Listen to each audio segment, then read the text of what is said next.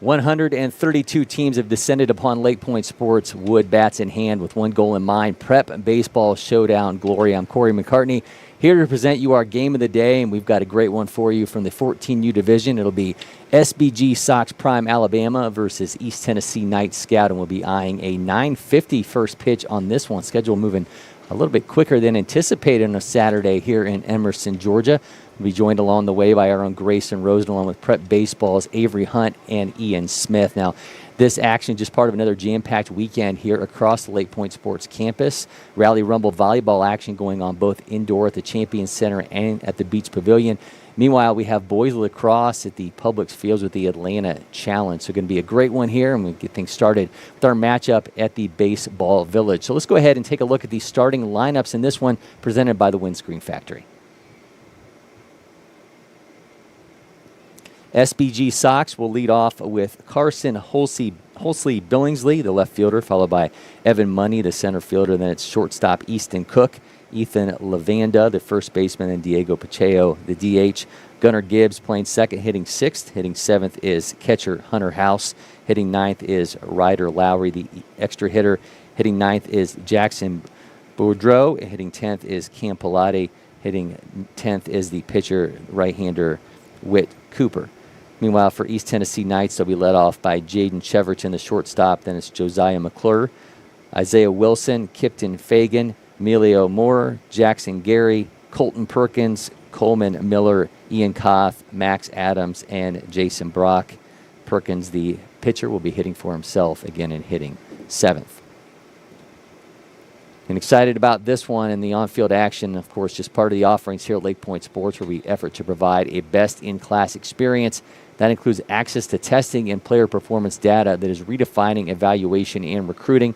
Located here on campus, Curve Test Centers gives athletes an unprecedented look at how they measure up through its ball, body, and brain approach to testing. Let's go inside the Curve Test Center.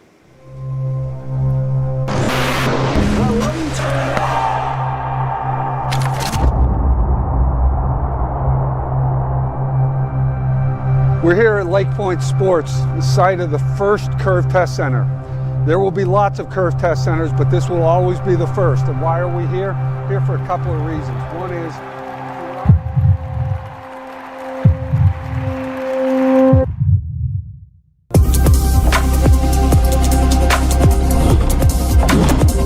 if you think about the effort players are spending trying to get coaches to notice them, the effort coaches are spending trying to figure out who's actually any good, the poor parents who are sitting there saying, where's my kid headed? This is the answer for all that.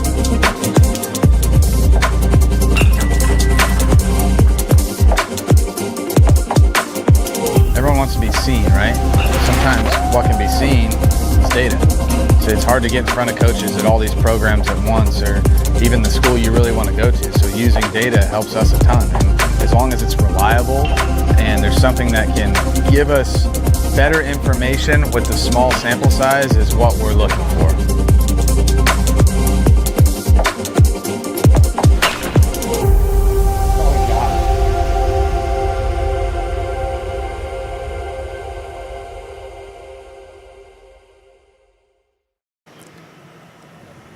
Test your athletic, cognitive, and baseball skills with TrackMan, Proteus, and more. Visit at the Bubble here on the LakePoint Sports campus, where you can sign up now at curvetestcenter.com. Don't miss this chance to level up your game. Now, our photography here at LakePoint Sports, now joined by Grayson Rosen, delivers at the absolute highest level, taking you inside the action here across campus. We've got game day covered. Now you can not only see your game through our lens, but you can purchase photos as well. Just use that QR code on screen for the latest images with galleries uploaded after the completion of tournaments and events. You can also go to LakePointSports.com for more information, or find that same graphic and QR code available on any of our social media channels. Now joined in studio here by Grayson Rosen as we get ready to start this one. And Grayson, we talk about this every one of these games, but the excitement for these players is always kind of palpable, and being down there on the field with these guys. A lot of these players just got done swinging the metal bats. Now they get into this part of the tournament, the schedule, where they got wood in hand, and it's always an adjustment for these guys. Yeah, it was a big conversation topic for our championship broadcast last week, and I think it's probably going to be a little bit of a factor for these, really this week and next week. Once we get to next week's NPI, that's when guys will probably be a little bit more used to swinging the wood bat. And, of course, they've been practicing with them, of course. But it's definitely going to be an adjustment, and also just kind of a little bit of fatigue coming off the high school season. For these guys, some of them could be playing JV, some of them playing varsity as they just completed their freshman years of high school. But it kind of stands true for every age group here, is that when you come off of such a busy season in the spring and then you jump right into it in the summer, it can be a little bit of a slow start to the summer.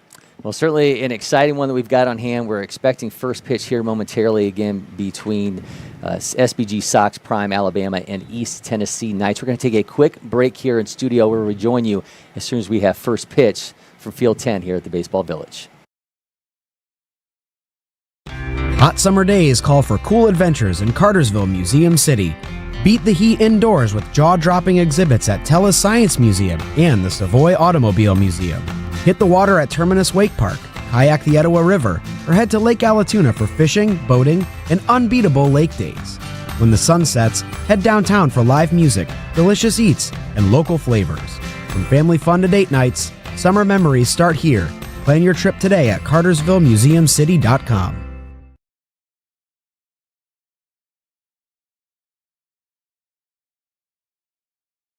Are headed towards first pitch between SBG Sox and the East Tennessee Knights. Let's get one more look at that starting lineup presented by the Windscreen Factory.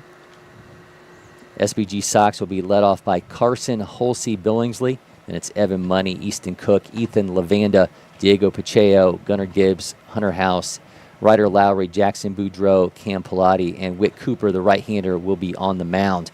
Meanwhile, for East Tennessee Knights, they will be led off by Jaden Cheverton, the shortstop. Then it's center fielder Josiah McClure, Isaiah Wilson, the third baseman, Kipton Fagan, catching, hitting fourth. Emilio Marr, the second baseman, will hit fifth. Hitting sixth is Jackson Gary, the first baseman.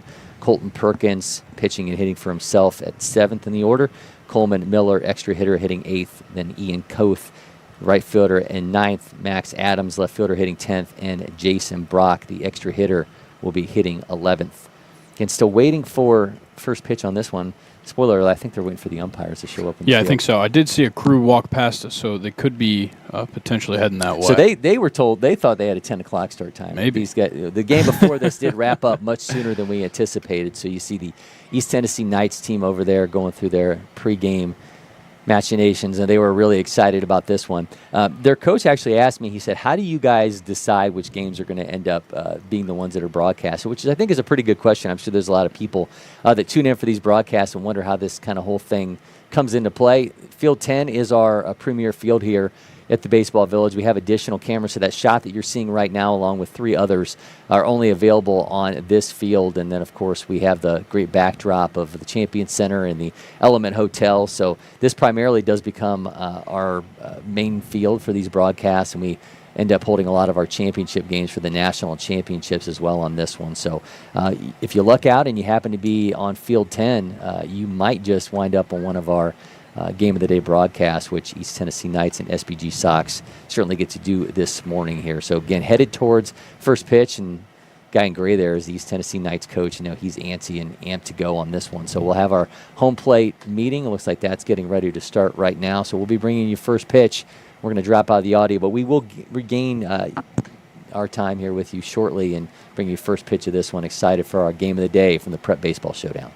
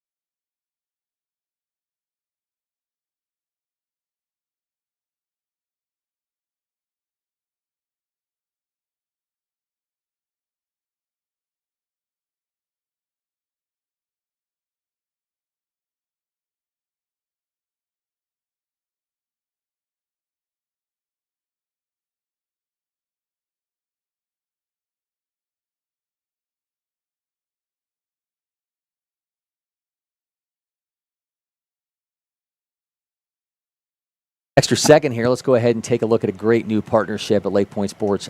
We have partnered with IHG Hotels and Resorts so athletes and families can stay where they play and enjoy exclusive savings with over 6,000 IHG locations made for teams, families, and fans. You can get comfy rooms, breakfast, and more. Score big savings at ihg.com/youthsports.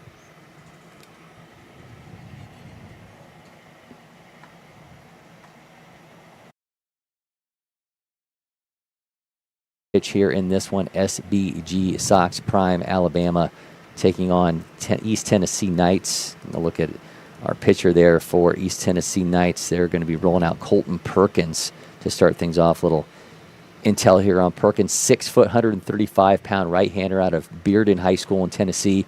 Got that fastball up around 75. Also has a changeup 63 to 64, a curveball around 57 to 59. Playing in his 8th prep baseball event. I think this is kind of an age group especially that we're looking to see a lot of this summer. Yep. It's kind of the proving grounds before we get into when the spotlight turns to them, when they're kind of coming down the stretch like what the 2027s are walking into right now. But we'll go to that overhead view in our main camera and get this ballgame started in just a second. But this is definitely a population that you got to keep your eye on this year, and this is when a lot of guys take that next step forward. You see the velo go up for the pitchers. You see the exit velo go up for the hitters. It's certainly a fun time to be paying attention to these guys. Yeah, a big proving ground, as you mentioned, for them. Next year will be that time where the future games comes calling, and obviously they hope August 1st comes calling with those coaches, hitting them up for those scholarship opportunities, and Perkins pumps that in for ball one to start things off against Carson Holsey Billingsley out of Opelika High School in Alabama. 4th prep baseball event for him. 5'10", 140-pounder. Playing left field today, and he skies that one foul. Yeah, already seen the velo at about 80 on that one. Yeah, Carson and Dominic, the Clemson commit, had him here on the same field, same mound.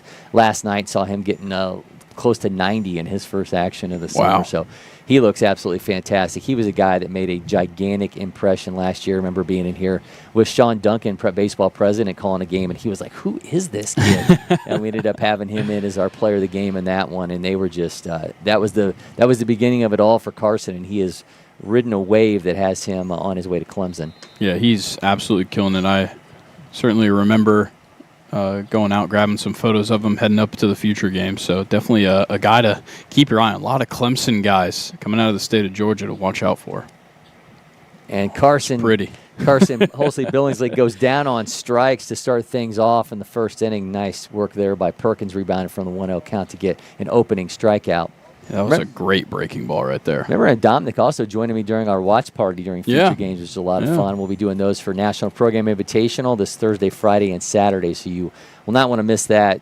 Some of the best players in the nation will be on hand. And Evan Money puts this in play. Speaking of great young players, Money showing off some speed. Just dropped it. Yeah, drops the exchange there at first, and Evan Money will be on base to start things off, and that is a player to keep our eyes on. And this one, we'll have a lot more information for you on Evan Money as we roll along in this one, but this is a guy to keep your eye on for sure in this matchup. That's not going to bring up Easton Cook.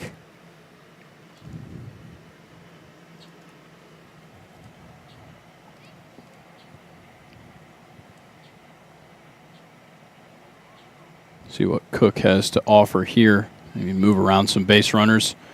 Certainly going to have it in the back of your mind. You don't want Evan Money ending up on second base.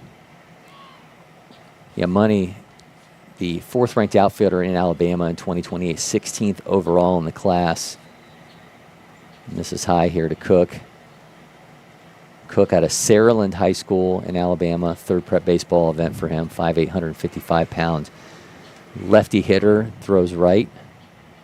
That's always is a lefty guy. It just doesn't make any sense to me how you can be that good throwing the ball right-handed that you say I don't need to throw left-handed. I don't know. It's always been an oddity for me. You know, I get that there's an advantage in pitching matchups to hitting left-handed. It's just always mystified me that a guy can still throw right-handed. That's in for a strike. Played with a couple people growing up that were the same way, but I mean, if I stepped into the left-handed batter's box, it's not going to be pretty. Great stuff from Perkins here early on.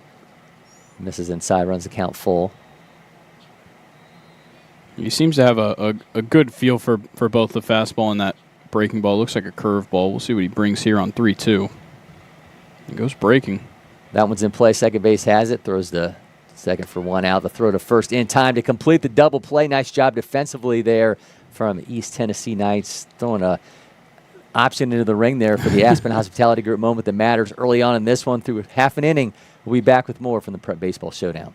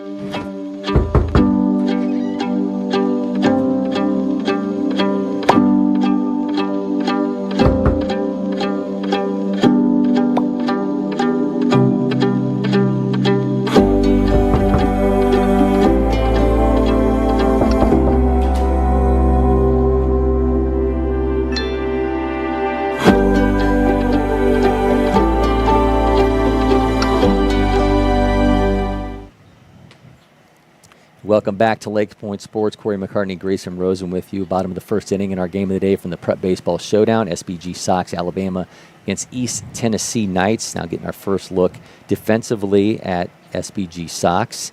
We're going to be rolling out Whit Cooper on the mound. Cooper out of Opelika High School, 2028, fourth Prep Baseball event for him. He's got a fastball around, well, the profile said 78, but we're already seeing him get closer to 80. Some of these profiles are going to be a little bit dated on these guys, and obviously, as you mentioned in the intro, the growth in these players between that 14 to 50, the 29s, the guys who are in the 7th grade going to the 8th grade year into the freshman year of high school is going to be where you see some of the biggest growth. So when we have the 29s now, we'll see the same things with them a year from now, but these are the guys where this is kind of that breakthrough summer for them. And Whit Cooper already ticking up here in the velo department based off that Prep Baseball profile. Comes a throw down from the catcher, and we are ready to get things going. Again, he's going to be facing off against Jaden Cheverton, Josiah McClure, and Isaiah Wilson for East Tennessee Knights. Always excited to see the pitchers in the early part of the summer because, like we've talked about quite a bit, these guys probably played a full spring of either JV, varsity ball, or potentially travel ball, and now it's kind of about keeping it going. How are you going to do things differently? How are you going to maybe even do things the same as the way that you had done it before? Cheverton now in the batter's box at Oak Ridge, Tennessee. 5'8", 155-pound righty. 7th Prep Baseball event for him. Playing shortstop today for East Tennessee Knights and holds a bat count now 2-0. There's a lot of Oak Ridge boys on this team. 6 in all. Do you know the Oak Ridge boys' biggest hit? No. Elvira. You don't know the song Elvira? I've never even heard of the Oak Ridge boys. Okay. Big country group. Also, You're the One, Bobby Sue. Dial that up on Spotify on your way home. You may become an expert on the Oak Ridge boys by next Saturday. What era is that? You're talking like late 70s into the 80s. So that's within my country music bag. Okay. We'll enjoy. I will. I doubt the boys from Oak Ridge on this team could probably name those Oak Ridge boys songs. Except for a strike. Count is now full here to Cheverton. Getting followed by Josiah McClure. See how Whit Cooper handles the 3-2. Ooh. Handles it poorly. Now we're going to have a runner at first to start things off. Definitely did not want that on the payoff pitch, but now he'll deal with a runner at first as Josiah McClure steps in. Each pitcher now has gone breaking ball on a 3-2 count. So we'll see if that happens again for either of them, but not often a go-to pitch in that situation. Ball in the field from another game. You'll see that far too often here, especially this time of the year when guys get a little bit more pop in the bat.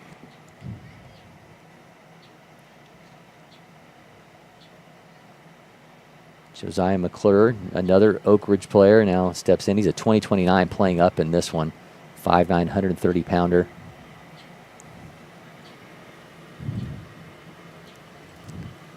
I do like the East Tennessee Knights uniforms. Was talking to Coach pregame. He said they went with pinstripes last summer, which anybody who has ever had to pay for uniforms knows that pinstripes are ungodly expensive. You'd think that supply and demand, that there would be enough of a demand that the supply would be high enough that they wouldn't be any more expensive than other uniforms. But I guess it's such a small detail. I think it's maybe just a difficult thing to get down. Well, especially, I'm sure in their case they wanted it to be, maybe that gold, or maybe they wanted it to be that black color, and that's, maybe not the most run-of-the-mill that you would get for that pinstriping, but looking good nonetheless, though, here to start things off in Prep Baseball Showdown. Runner at first here from McClure.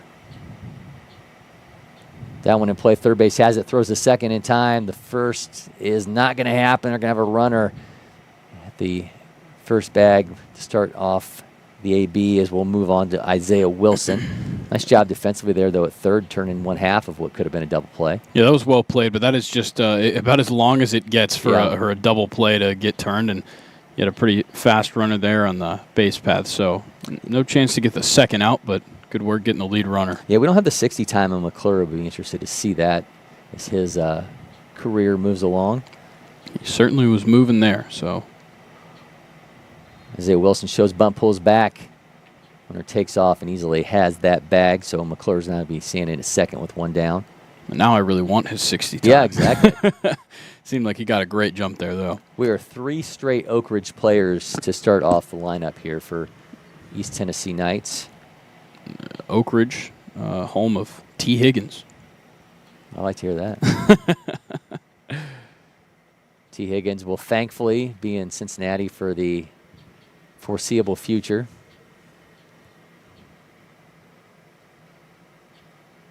We'll save more of that for our NFL preview episode. Count now 0-2 to Wilson. Miss high, holds off. Count now 1-2.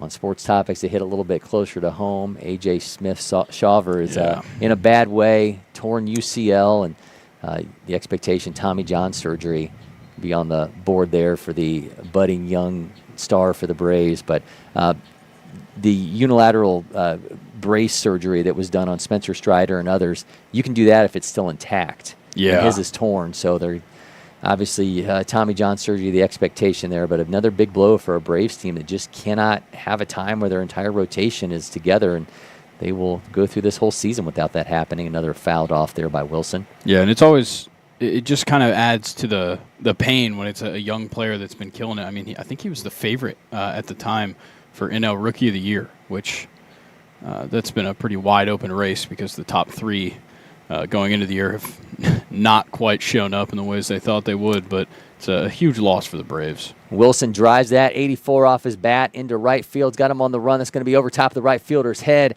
Isaiah Wilson's going to make his way into second base. Speedy runner taking off for home, and just like that, East Tennessee Knights are on the board off the bat of Isaiah Wilson. Yeah, that's the best way to get it done, especially out here, is if you just hit it well and you hit it far, and that is exactly what happened there. Just about snuck over the fence for a ground rule double, but great work hitting right there, and 84 exit velo on that one. So another storyline that we often see with these young players, some of them not used to playing on this big of a field. Yeah. So when the players move into this division and these fields for the first time, it's sometimes a bit of an adjustment for them, and Wilson taking advantage there as that one went over top of the right fielder's head.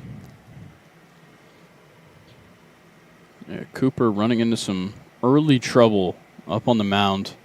Let's see if he can just kind of reel things back together and get composed. Got another ball on the field. There you go. Like we said before, it's going to happen often. I feel like we've gotten to the point where we have to have like some kind of a counter on screen. We just have like the hash marks for each time that it happens. Maybe if we do that and that we get like 5 a game, then everybody gets like $10 off their purchase.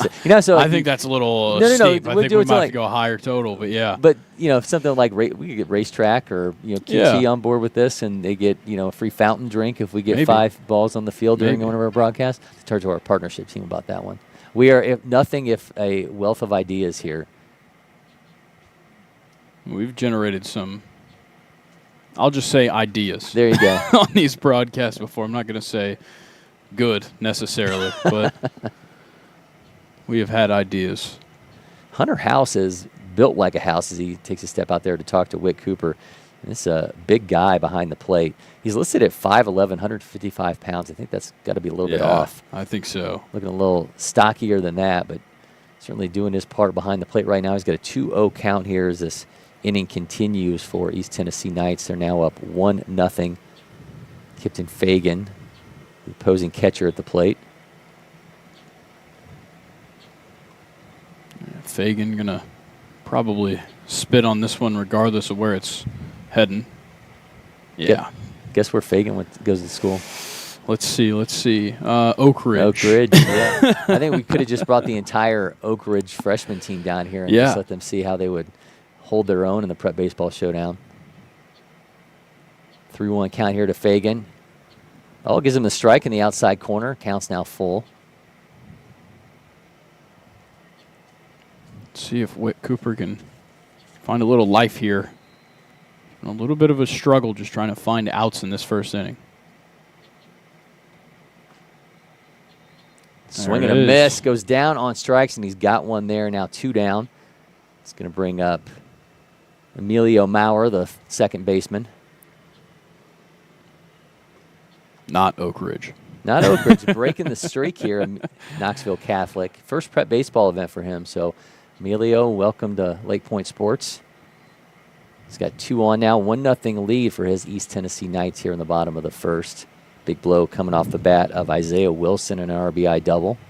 And we'll see if Whit Cooper can keep Wilson stranded there at second. After you get that second out, you can get a little bit of a breath of fresh air. Pops that one back foul. See some blonde hair there. Oh, yeah. Lets you know everything you needed. That's almost like the telltale sign that I played on my high school team this time of the year. Yep. Not even like, the older guys, it's like, oh, it's the show of solidarity. For the younger guys, it's like, yep, I made my high school team. And I have solidarity. Yes. And extremely blonde hair. That's right. Swing and a miss in the elevated fastball. 79.7 out of the hands of Cook. Yeah, it makes it 1-2. We're going to see if Whit Cooper can get maybe his second strikeout here and try and get out of this without giving up any more runs. 1-2 the count. There it is. Swing, a miss, and another strikeout for Whit Cooper. Gets out of it, but East Tennessee Knights lead 1-0. We'll be back as we are rolling along in the Prep Baseball Showdown. The Windscreen Factory, more than just windscreen. We're a full-service sports facility contractor. We manufacture windscreen for sports and construction, do fence repair and installation, and fabricate field netting and batting cages. In addition to manufacturing the products, we also install upon request. We make safety padding for backstops, rails, and walls, as well as full-service print shop with logo, branding, and signage capabilities. Please call us for a quote today.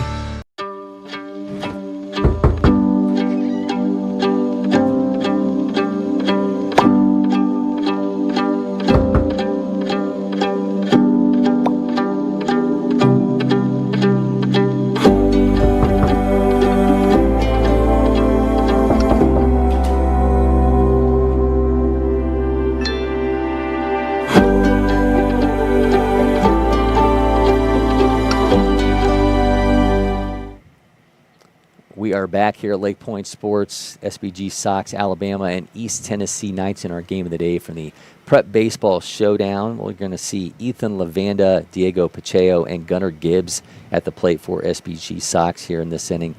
Continue getting a look at Colton Perkins on the mound. Efficient first inning for him. Did not allow hit 11 pitches in that first frame, and he's now been backed by a 1-0 lead off the bat of Isaiah Wilson. Yeah, you'd like to see Perkins just repeat that inning 7 times if he could, but see what he's got to deliver here in the top of the second. Now he's pitching with a lead, which maybe could change your priorities up there on the mound, but either way, just keep it together. Ethan Lavanda also going to be shooting guard, I think, for this SBG Sox team. 6'4", 170-pounder. Wow. Out of Montgomery Catholic High School in Alabama. Third prep baseball event for him. Third baseman and right-handed pitcher. They got him lined up today. He's playing first base today. 6'4" at the end of your freshman year of high school. He might be ducking through doorways by the time he graduates. I'm sure if the basketball coaches at Montgomery Catholic haven't already lured him to the hardwood, they're trying hard at this point. Certainly a frame built for basketball. Might even try him out at wide receiver. Yeah, there you go. I'm going to turn him into a 3-point sports star at Montgomery Catholic. This guy's that one foul. We're going to have to run some intel now on Ethan Lavanda and find out the sports acumen here. I mean, with that kind of build, you can't just be baseball. Or if not, and if you are, you've got a bunch of other coaches that are standing there trying to get you to play additional sports, waiting outside your classes for you. I got that treatment for football.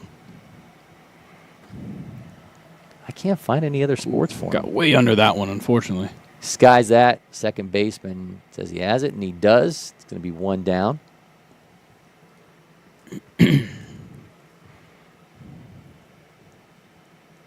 I'm not finding anything other than baseball for Ethan Lavanda, unfortunately. Okay. So if the coaches need any additional support, we would love to see him out there playing basketball and football. So let's make maybe it happen. He's just a baseball guy. Maybe. First one goes foul. Bat of Diego Pacheco, the DH. Pacheco, Pike Road High School in Alabama, 6-foot, 165-pounder. Third prep baseball event for him. It's in for a strike, count now 0-2. Yeah, up to this point, Colton Perkins has a really good feel for that breaking ball.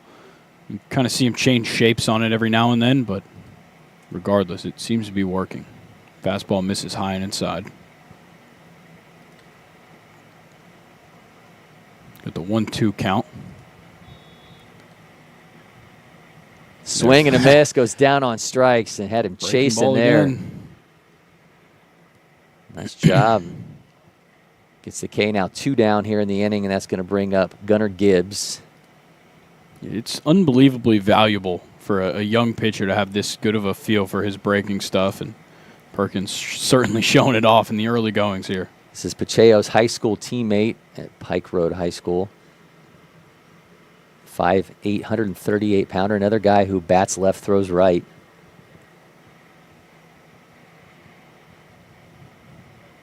I always think when a guy bats left and throws right, if he's a natural right-hander, was it a difficult transition to not have your right hand on top when you're hitting left-handed? I think there's also like a little bit of truth in the idea that when you first start baseball, if your parents just put a bat in your hands and it's however you pick it up. That's what a lot of people kind of go off of. Well, hopefully they don't pick it up with the knob end up. Yeah, I mean that would be a problem. Yeah, but it's we're looking at the hands first. But okay. When it comes to throwing, I think that's maybe a motion that a young kid, and I mean you're a father, you probably know better than I would. But a motion that young kids are probably doing a little bit more than swinging a baseball bat is throwing at a young age. Well, I have one right-hander and one left-hander, and I'm left-handed, so I could say I did it wrong on one of them. And I did it right on the other. There you go. Nice. That was good. I was going to ask which one you do it wrong with, but I think it sorted itself out. There you go. 2-2 count now to Gibbs. Going to be followed by Hunter House if he gets on. That one's going foul. I've seen both of our pitchers here in this game kind of tick up the velo a little bit here. On that one, Perkins hit 81.7. We saw something around that for Whit Cooper to get that final strikeout. That one's put in the air to the left. It's going to get caught. It's going to end the inning. Where it went, no one knows. The cameras unfortunately didn't cut over, but it's still going to be the end of the inning. East Tennessee Knights continue to lead 1-0. We'll be back with more from the Prep Baseball Showdown. Hot summer days call for cool adventures in Cartersville, Museum City. Beat the heat indoors with jaw-dropping exhibits at Tellus Science Museum and the Savoy Automobile Museum. Hit the water at Terminus Wake Park, kayak the Etowah River, or head to Lake Allatoona for fishing, boating, and unbeatable lake days. When the sun sets, head downtown for live music, delicious eats, and local flavors. From family fun to date nights, summer memories start here. Plan your trip today at CartersvilleMuseumCity.com. Our coverage continues. The Prep Baseball Showdown. Cory, McCartney, Grayson, Rosen with you. Jackson, Gary, Colton Perkins, and Coleman Miller will be at the plate for East Tennessee Knights. They lead 1-0 over SBG Sox Alabama. Here's where in the bottom of the second inning. 1 run on 1 hit so far for East Tennessee Knights. SBG Sox still looking for their first hit of this ball game, and we have seen some really effective pitching out of Colton Perkins so far in this one, and now we're going to get to see what he's capable of at the plate as this inning rolls along. Yeah, and for anybody that caught the bottom of the first when we saw them offensively for the first time, let's all try and guess where Jackson Gary goes to high school. That would be Oak Ridge High School in Tennessee. There are in total, 6 players from Oak Ridge High School on this East Tennessee Knights team. If there's anybody that's transcribing this broadcast, feel free to just copy and paste Oak Ridge as there much you go, as possible. I like that. We're efficient if nothing. Yeah. Gonna get the throw down here, and Whit Cooper gonna try and see if he can fend off this offense that started off hot against him, and he was able to kind of bring him back to the earth quickly. I would imagine at Opelika High School, where Whit Cooper goes, the worst thing you can be is an Alabama fan, them being so close to Auburn. Yeah, they are real close to Auburn. I mean, it's kind of hard with the state of Alabama because it is so split. Because, living in Georgia, everybody's a Georgia fan. Mm-hmm. You have your selected Georgia Tech fans around, Sure. and if you get south, you'll find some Southern fans, but otherwise, everybody's a Georgia fan, if not an out-of-state team. Whereas Alabama, I think it's pretty well split. Well, growing up in Ohio, we had that up in Toledo, which Toledo basically borders on the Ohio-Michigan border. There was actually a war that Ohio and Michigan fought for Toledo, which I'm sure there's a lot of people in Ohio that would say that Michigan could have Toledo back if they would like them. But but it's different with Opelika is literally in Auburn's backyard. Yeah. Oh, yeah. So I would imagine there's some fisticuffs, if you want to say, or some disagreements on the schoolyard between Alabama and Auburn at Opelika if anybody shows up to school wearing crimson. Whit Cooper on the mound, and he's now got a 1-2 count here in this matchup against Jackson Gary. Make that 2-2. 6th prep baseball event for Gary. Got him playing first base today. He's also an outfielder and left-handed pitcher. I was about to say, if he's playing first, he's probably lefty-lefty. Yep. Just barely got a piece. Oh, man, what a catch. fantastic catch. Wow. That was absolutely insane. Jackson Boudreau, the third baseman, running on that one. Absolute circus catch. Man, that was fantastic play there at third base. Fully turned around over the shoulder, kind of swiped up at it with the left, and wow, what a catch over there at third. Not even play of the day, play of the week. That may be play of the summer already from fantastic. Jackson Boudreau at third base. That was unreal glove work at third base. I mean, I thought maybe there was a chance it stayed fair, but it went foul, and I was like, okay, it's over his head. Nope. In his glove. Unbelievable catch right there. Now, that was pretty awesome. Now, Colton Perkins, who has looked pretty good himself on the mound for East Tennessee Knights, getting a chance at the plate with 1 down. How do you even step in after a play like that and be like, I'm not hitting it down the third base side? Yeah, do not give him a chance to make another highlight. Talking about a moment that matters. I mean, that was an absolute piece of it there. The 2-0. You a fan of the second leg kick from Whit Cooper? I think with nobody on base, I don't have a problem. Yeah, you try that with a runner at first. Yeah. It's going to be an opportunity to run for sure.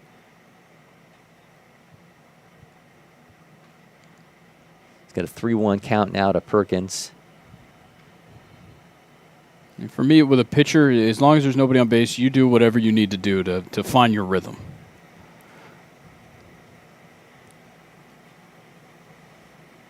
Down the middle for strike 2. Still can't get over that play at third base. I mean, that was just don't see that too often. That was pretty fantastic stuff. Comes a payoff pitch here to Perkins. Reaches out, sends that one foul. Really defensive at bat so far here from Perkins, and just going to try and keep running up the pitches. Yeah, Cooper with 36 so far. Yeah, and as his opposing starter, you'd love to get him off the mound. Perkins drives that high pitch to the first baseman, tags the bag, and they'll be now 2 down. Those middle infielders wanting something to do here. Yeah, you're getting antsy.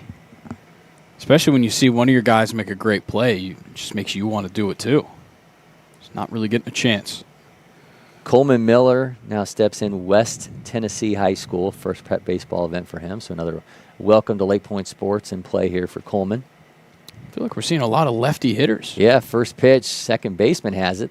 Gathers throws, and that's going to bring a quick end to that inning. East Tennessee Knights still lead 1-0. We'll be back with more from LakePoint Sports.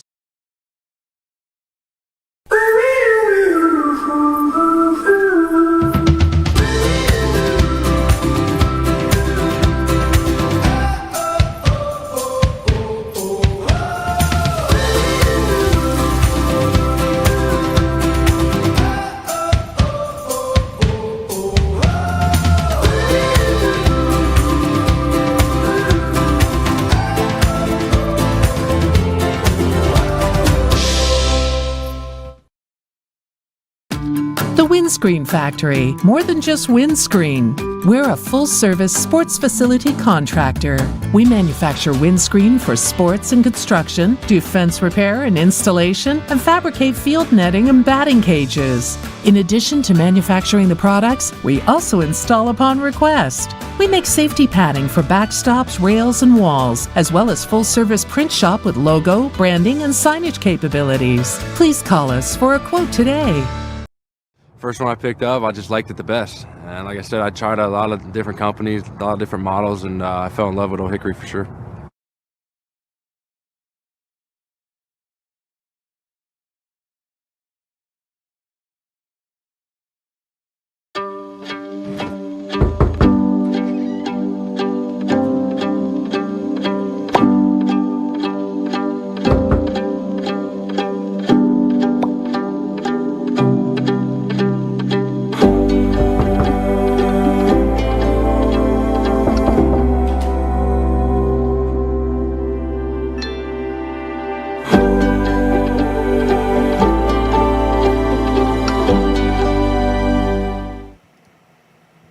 We are back at LakePoint Sports, now getting a look at Hunter House at the plate for SBG Sox.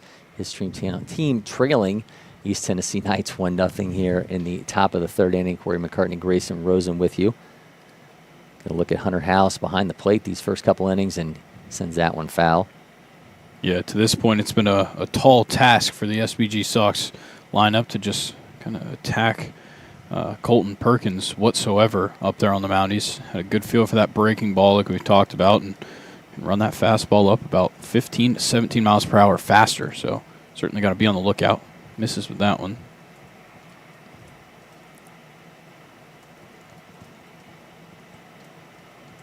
Got a 1-2 count for House. Misses low.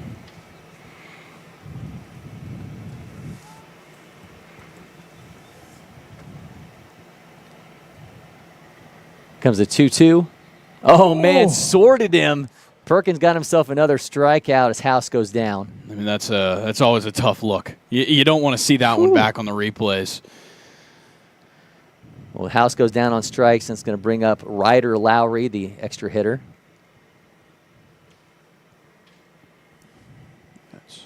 First pitch in play. Ooh, Perkins stops it with his down. glove, knocks it down, throws the first in time for the second out. Going to tie the shoes. There you Make go. sure he doesn't fall to the ground again. Nice Good work by Yeah. Perkins. Holding his own defensively on the mound as well, and he's looking pretty good with the arm as well. 2 down now in the inning, and that's going to bring up Jackson Boudreau. Boudreau again with that spectacular play at third.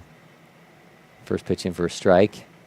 Yeah, when you can get that curveball or slider, whatever he might be throwing down to 65, 63, can Be a dangerous pitch. Boudreaux rips that 84.3 off his bat into left field, and SBG Sox have their first hit of the game here in the third. Yeah, that one breaks up the perfect game that Perkins had rolling. I know it was only 2.2, but it's a valuable information. Well, Gulf Shores Jackson Boudreaux is aboard with 2 down, and that will now bring up Cam Pilati. Pilati Opelika, 2028. 4th prep baseball event for him. Low strike, but it is a strike to Pilati to start off this AB. Might have lit a fire underneath Perkins here. We'll see. That one's into center field for back-to-back base hits for SBG Sox Alabama. So now 2 aboard. This will now be back to the top of the order, and Carson, Holsey, Billingsley. You certainly couldn't have asked for more out of the last 2 guys in your lineup here. Let's see if the top of the lineup can come help him out with 2 outs. Whatever he drew, he meant it, because he had to put a punctuation on it with the bat tapped down. Potentially dotting his I, crossing his T. Perkins in for a strike. Last trip to the plate for Holsey Billingsley resulted in a strikeout.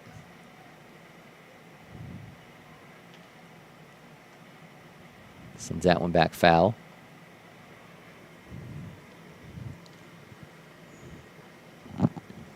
So 2 on, 2 down, 0-2 count here. SBG Sox Alabama eyeing a breakthrough as they trail 1-0 here in the third. Looks like Perkins just kind of lost that one there, but come back for 1-2, 2 outs. Well, don't you always wonder when a pitcher is rolling along and all of a sudden they have to start pitching from the stretch, how it's going to affect them? And the strike gets away, though, from the catcher. Yeah. It was a foul tip. Yeah, you're right. It definitely can throw you off when you've gone through. I mean, he went through 2.2 before allowing a base runner. He was pretty comfortable pitching from the windup, has to go over the stretch, gives up another hit right after, and we'll see if he can try and finish things off here before any other trouble arises. But got a 2-2 count now, 2 outs.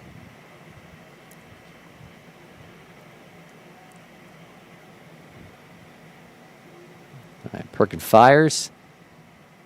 Holsey Billings just slams his bat down. Second baseman camps underneath, and that's going to bring an end to the inning. 1-0 continues to be the lead for East Tennessee Knights over SBG Sox.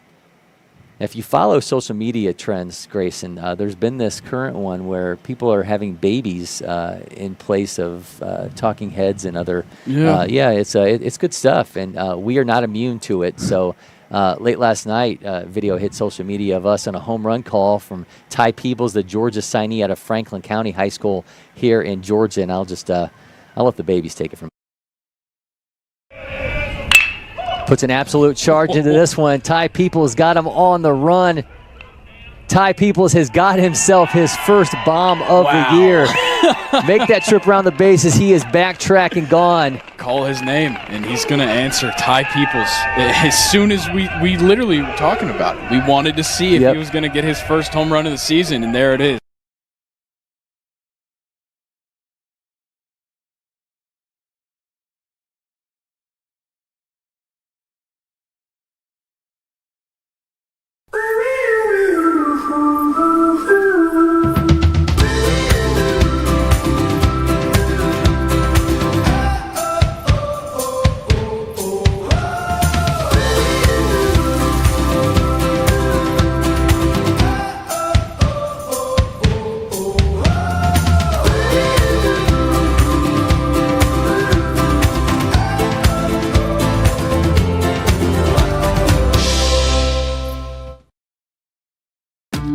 Windscreen Factory, more than just windscreen. We're a full-service sports facility contractor. We manufacture windscreen for sports and construction, do fence repair and installation, and fabricate field netting and batting cages. In addition to manufacturing the products, we also install upon request. We make safety padding for backstops, rails, and walls, as well as full-service print shop with logo, branding, and signage capabilities. Please call us for a quote today. Our action continues here in our game of the day from the Prep Baseball Showdown. East Tennessee Knights have a 1-0 lead over SBG Sox Alabama. We're now getting a look at Ian Koth at the plate for East Tennessee Knights. Swing and a miss on that one, and he will be followed by Max Adams and then Jason Brock. Koth. Oak Ridge making another appearance here. Well represented, as we've talked about multiple times. 1-1 count here to Koth. Did he go? He did, in fact, go. Count now 1-2. Koth 5'6", 112-pounder. That's not right. That's got to be old numbers. Yeah, I think that one needs updating.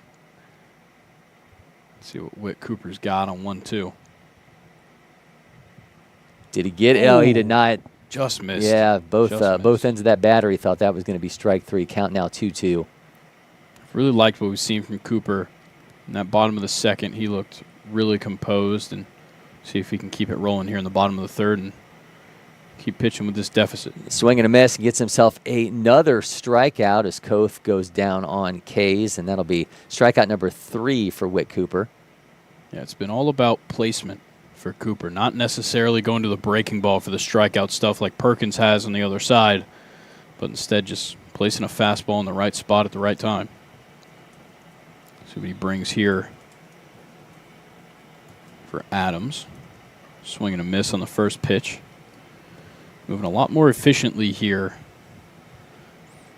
in the third inning. Adams 2028 out of Bearden High School in Tennessee. 4th prep baseball event for him. Oof. Gets him chasing low. Count now 0-2. Still got the feel for the breaking ball, though. That didn't change. Maybe a situation where East Tennessee Knights are going to be happy they got to Whit Cooper early, because he has certainly found his groove here as this game's rolling along. A guy now pitching for the New York Yankees that was a fixture here in Atlanta for a long time. Max Fried had that same problem. You get to him early or you don't get to him at all. Yeah. See if he's got him on 1-2. Oh, he didn't chase. He wanted to. He wanted too bad, but he held back. Tom Glavine used to have that same problem. You could get to him early in a start, and then once he locked in, it was over. Count is 2-2 now to Adams. Holds off. Count's going to be full. Right now, it looks like Whit Cooper's just painting a circle around the zone. See what he's got here on 3-2. I feel like that breaking ball is in order. Swing and miss. Another strikeout. Make it 4 now for Whit Cooper. Knows how to get it done. That's for sure. Well, he's locked in for certain at this point. He's now got Jason Brock, the 11th hitter in the order for East Tennessee Knights. Grace Christian Academy 2029.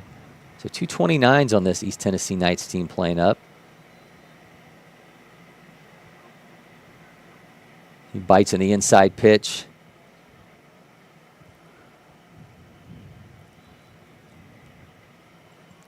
Brock, the extra hitter for East Tennessee Knights today, also a first baseman and righty on the mound. Strike low in the zone. Tell Cooper's just in a zone at this point. It's very quickly back into his mechanics.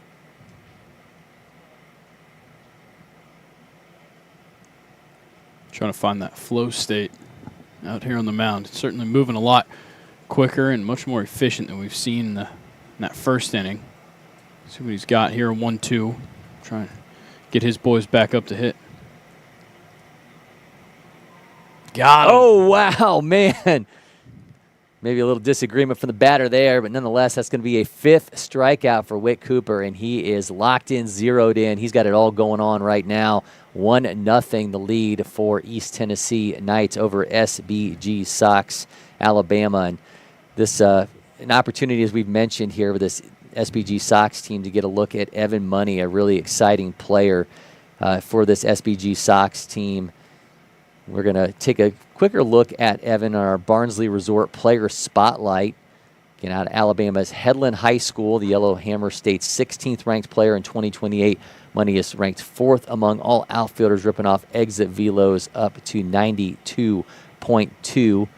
This is the 5th prep baseball event for Money, who certainly looks like a contender to be here at the end of the summer for the future game festivities. So our player spotlight is squarely on Evan Money in this one. See if his SBG Sox Alabama team can bounce back, trailing 1-0 here over East Tennessee Knights. We'll be back with more from LakePoint Sports.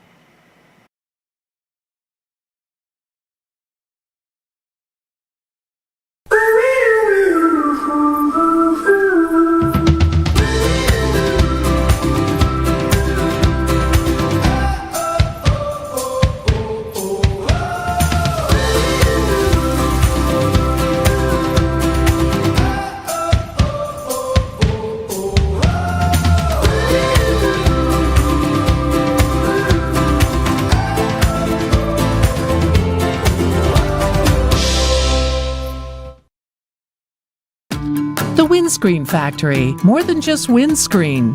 We're a full-service sports facility contractor. We manufacture windscreen for sports and construction, do fence repair and installation, and fabricate field netting and batting cages. In addition to manufacturing the products, we also install upon request. We make safety padding for backstops, rails, and walls, as well as full-service print shop with logo, branding, and signage capabilities. Please call us for a quote today. Welcome back to LakePoint Sports. Cory, McCartney, Grayson, Rosen with you. 1-0 is the lead for East Tennessee Sox over SBG Sox Prime. That one is down to the hands of Perkins and makes the throw over to first to get the out. Perkins getting it done with the glove again. So field that comebacker he just kind of knocked down, made the play on the last time out. And now we're going to see him try and keep things rolling here in the top of the 4th. It's going to bring up Evan Lavanda, who's 0 for 1 today. It looks like, did we miss an out? Is there already 2 outs? Well, somehow we did, apparently. It's in for a strike. So this inning did actually start off with, we were talking about Evan Money, and we actually missed Evan Money's AB somehow during that commercial break. And Easton Cook with the ground outs. That's Ethan Lavanda now. It's up with 2 outs, and that one gets away from Perkins. Yeah, Money flew out on the first pitch of the inning. Well, we were talking about him then when we robbed him of his actual spotlight. We gave him the spotlight, and then we robbed him of his spotlight during the commercial break. But 2 down. Lavanda rips that 88.1 off his bat. That one's going foul. Man, that was a laser off of his bat. Just a little bit too early.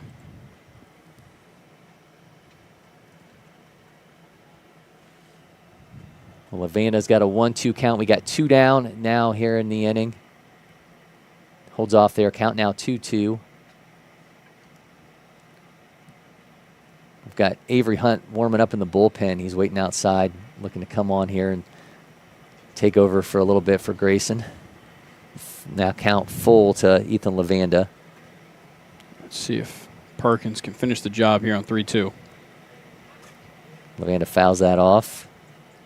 Been really a great pitching matchup so far. We've seen 2 hits allowed, 3 Ks for Perkins, and the other side 1 hit, 1 walk, 5 strikeouts for Whit Cooper. Lavanda sends that back foul, doing his part to drive up the pitch count on Perkins. Now it's 52. Trying to get through his 4th inning of work. If you can get it done here in a couple of pitches, you're going to feel really good about your ability to get deep into this game. Oh, another foul ball just crushed. So he goes 88, now 89 off another foul. And I want to see what kind of damage Lavanda can do if he puts that in play. Oh, and he hits him squarely in the back. Lavanda tosses his bat aside, and he's now going to be aboard with 2 down. Just misses inside. We saw it. So he went to that same pitch, the first offering in that AB to Lavanda, and it misses wildly. Lavanda kind of works his way away from it, and it goes back to the backstop, tries to go to it again, and that time just, unfortunately, Lavanda ends up getting hit squarely in the back off of it. So now that's going to give us another look at Diego Pacheco.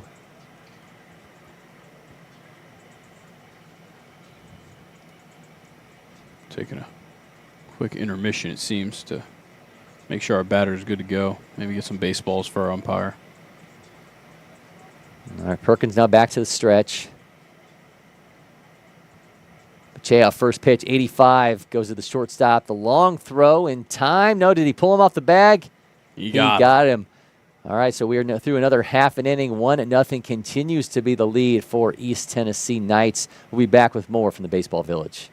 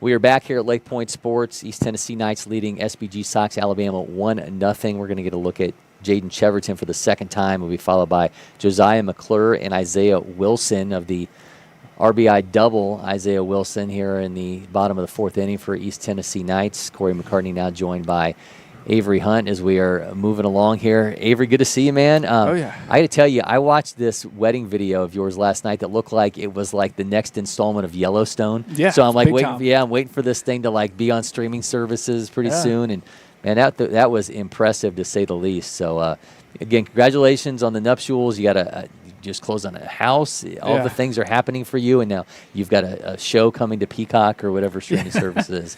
Yeah, it's been a hectic month. Obviously, you know, all the personal stuff, buying a house, getting married, going on a honeymoon, and then summer baseball starts in the middle of it. So, you know, and don't know. I'm sure everybody tuning in has seen that it's rained 25 of the last 27 days. It's not happening today, though, apparently. Knock on every piece of wood you can find. If we get more rain today, there might be. I might not make it to the house closing. I'll be in a mental institution. So. Well, the only wood that we have here this time of year is in the players' hands. Yeah, yeah. So you'll have to run out there to one of the batting cages and knock on that wood. Cheverton puts that one. No, it's going down foul. Count's going to be 0-2 here. Yeah, it's been an interesting few days to start the summer here. We had rain all 4 days of the first event with the state games of Georgia, and had rain the day before yesterday. Had rain yesterday, and we're on the path as of the Weather Channel to not have any rain today, so hopefully that sticks up. 0-2 count here to Cheverton. Oh, that one goes straight back foul. Cheverton, one of 6 players, as we've talked about this a few times in the broadcast so far, from Oak Ridge High School in Tennessee. Avery, can you name an Oak Ridge Boys song? I cannot. I've never heard of. I cannot believe that you and Grayson have never heard of the Oak Ridge Boys. I'm crestfallen. Goes down on strikes. Whit Cooper's got himself another K, and he is dealing, man. Make it 6 strikeouts for him, and the Opelika High School 2028 has found his groove as this game has worn along. Josiah McClure now steps in. McClure is 0 for 1. Just been 1 hit for East Tennessee Knights, 2 hits for SBG Sox. Seen some great defensive work. Nice double play we saw turned by East Tennessee Knights. Then we saw one of the most ridiculous catches I've ever seen by a third baseman, Jackson Boudreau from SBG Sox. You'll have to check the replay on this one later on. It was unbelievable. Running backwards, catching it back as he's leaning away from towards the net. It was pretty incredible. That's all. We've seen some good defense here all around this week. Saw a few really good plays yesterday. So flashing some leather here early on in the summer circuit. So it's good to see. All pitchers are happy about that. So 2-1 count now to Josiah McClure. We've got Isaiah Wilson in the on-deck circle. Wilson hit an RBI double his last time up, hoping for another base runner to replicate that. He's got a 3-1 count now. Some electric batting gloves here at the plate. Yeah, absolutely. Those are awesome. The pink accents.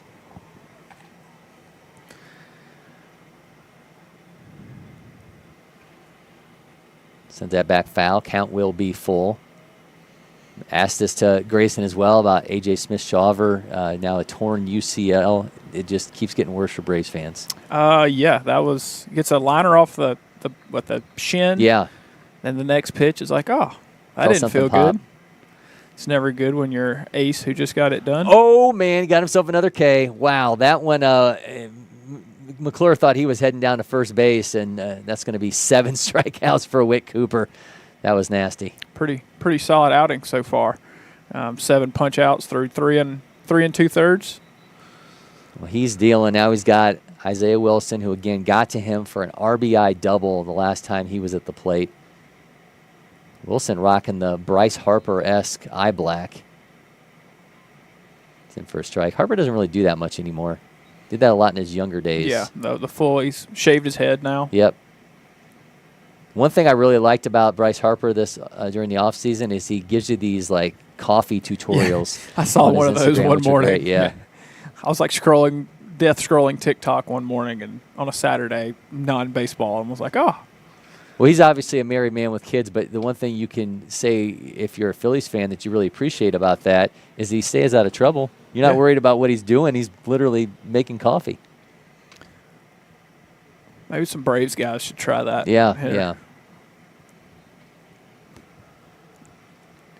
Well, it's been an oddity of a season, to say the least, for Braves country. 2-1 count now to Wilson. Puts that one in play. Oh, off the glove of the third baseman. Can he make the throw in time? He can't. Wilson's going to be aboard for the second time today. Tough play at third from Boudreau. There'll be a runner aboard now with 2 down. Bring up Kipton Fagan. Big spot here. You obviously want to pick up your third baseman there, as he had a little bit of trouble fielding that ball, but also if you're East Tennessee, trying to take advantage of a 2-out mistake and push another run across to extend that lead. Go back to your wedding video. My wife, the first thing she noticed, she said she's wearing 2 different dresses. Yeah, we had 2 dresses, or I wore the same thing. You wore the same thing. Okay. Yeah, we had 2 dresses. Obviously, her first dress it's not the reception style dress. I see. I'll put it that way. So we had a midday or mid-wedding wardrobe change, so that was fun. It was always in the plan. So Fagan puts that in play. It's going to get through for a base hit. That'll be runners at first and second. I would assume there would be like a reception version of the tuxedo that would be like tearaway. And then you would have You know me well enough, and you see me enough here throughout the year. I am a guy that wears shorts no matter the weather. And I asked that question of, can I wear shorts at the reception?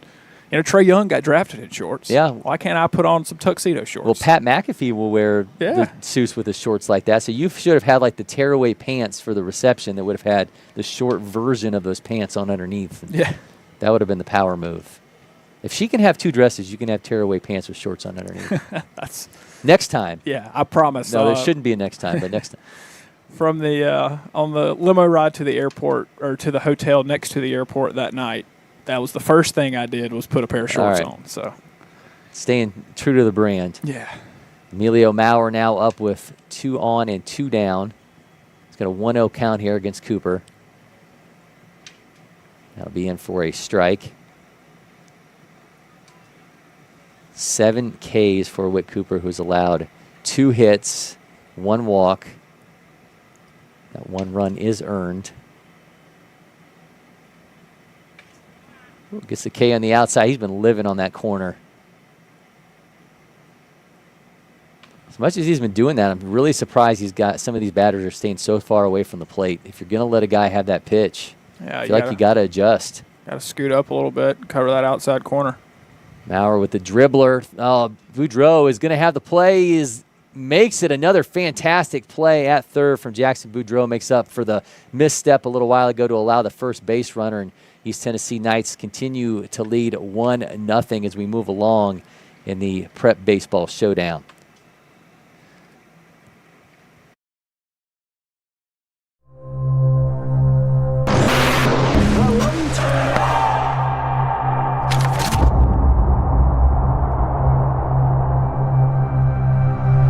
LakePoint Sports, the site of the first Curve Test Center. There will be lots of Curve Test Centers, but this will always be the first. And why are we here? Here for a couple of reasons. One is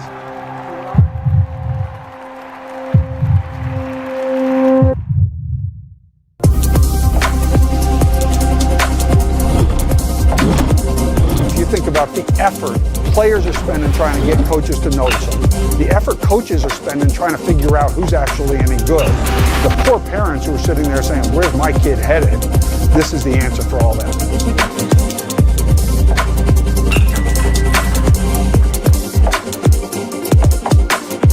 Everyone wants to be seen, right? Sometimes what can be seen is data. So it's hard to get in front of coaches at all these programs at once, or even the school you really want to go to. So using data helps us a ton. And as long as it's reliable and there's something that can give us better information with the small sample size is what we're looking for.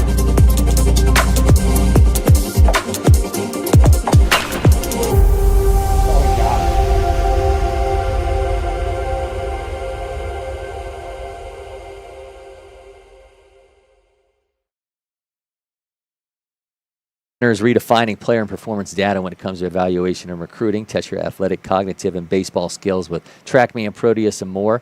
Visit at the Bubble or sign up now at curvetestcenter.com. Don't miss this chance to level up your game. We are rolling along here at LakePoint Sports Prep Baseball Showdown. Colton Perkins can't even wait for a commercial break to get done. He's working so fast. He's got an 0-1 count now to Gunnar Gibbs. Make that 0-2 off the foul. He'll be followed by Hunter House and Ryder Lowry.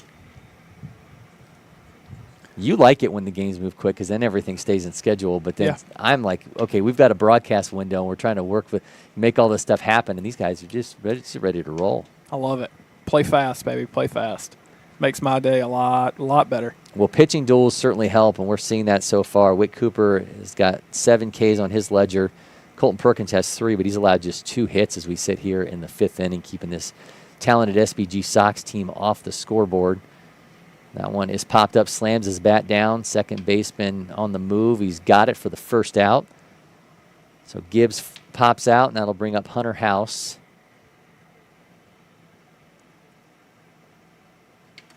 Big day yesterday in college baseball. Did you tune in to any? A little bit of it, yeah. Yeah. Caught some last night when we finished up here at the back end of some games. So was able to tune in for the bludgeoning that Georgia and Binghamton was for an inning, and it was 15-2, and I was like, it's probably time to turn this one off. You got asked yesterday about the number of players that we have come through here that go on to be playing at these Power 4 programs, and it is really a matter now. If you turn these games on, it's like, oh, I've seen that kid. I've seen that kid interview with him, sat down with him. Hunter House puts that in play, 95-5 off his bat. Shortstop has it, makes the long throw in time for the out. Great job defensively there by Easton Cook for the out. But it really, at this point, it's like you watch these games, it's like, oh, there's Jay Abernathy, there's Levi Clark. It's just like on and on with these guys that have come through here. It's R.J. Austin. It's just on and on and on with these star players now at the collegiate level. Yeah, so specifically since we took over here, and it's been 6, 7, 8 years now. So like all those guys that were sophomores or juniors when we first started here, well, they're either in the big leagues or in the minor league system or finishing up in college, and it's super cool to just kind of see like, oh yeah, I've seen him play in person, him play in person, and it's very fun to turn on the TV and be able to notice guys right off the bat. Ryder Lowry at the plate, got an 0-2 count, rips that 81-4 off his bat into the left side of the outfield, and that's going to be down for a base hit. Left fielder can't glove that, and Lowry will be on with 2 down. So the Balua High School, Beulah, Balua? Yeah. Balua High School out of Alabama. He's on with 2 down. Jackson Boudreaux now steps in. He's 1 for 1 and has been fantastic defensively. And, these days, with the new crop of talent that's coming through into the big league level, the younger guys, we've seen almost all of them here. Boudreaux has him on the run, cannot make that play. That's going to go into the concourse just outside the reach of the right fielder. Yeah, I mean, even guys like Jackson Merrill for the Padres, he was here for future games. James Wood that plays for the Nationals now, we had him here for both future games and for area code games. I had him there in a high school event as well. I mean, my favorite guy, I will gladly say in the big leagues right now, Jackson Holliday. Yeah, had him here during area code games as well. Yeah, he was here at the 15U National Championship one year, and, if you saw his tool set, he hit everything. He did. Well, we had his brother Ethan here last summer, so expected #1 pick in the draft. Boudreaux grounds out. We are through another half an inning. East Tennessee Knights clinging to that 1-0 lead. We'll be back with more from LakePoint Sports.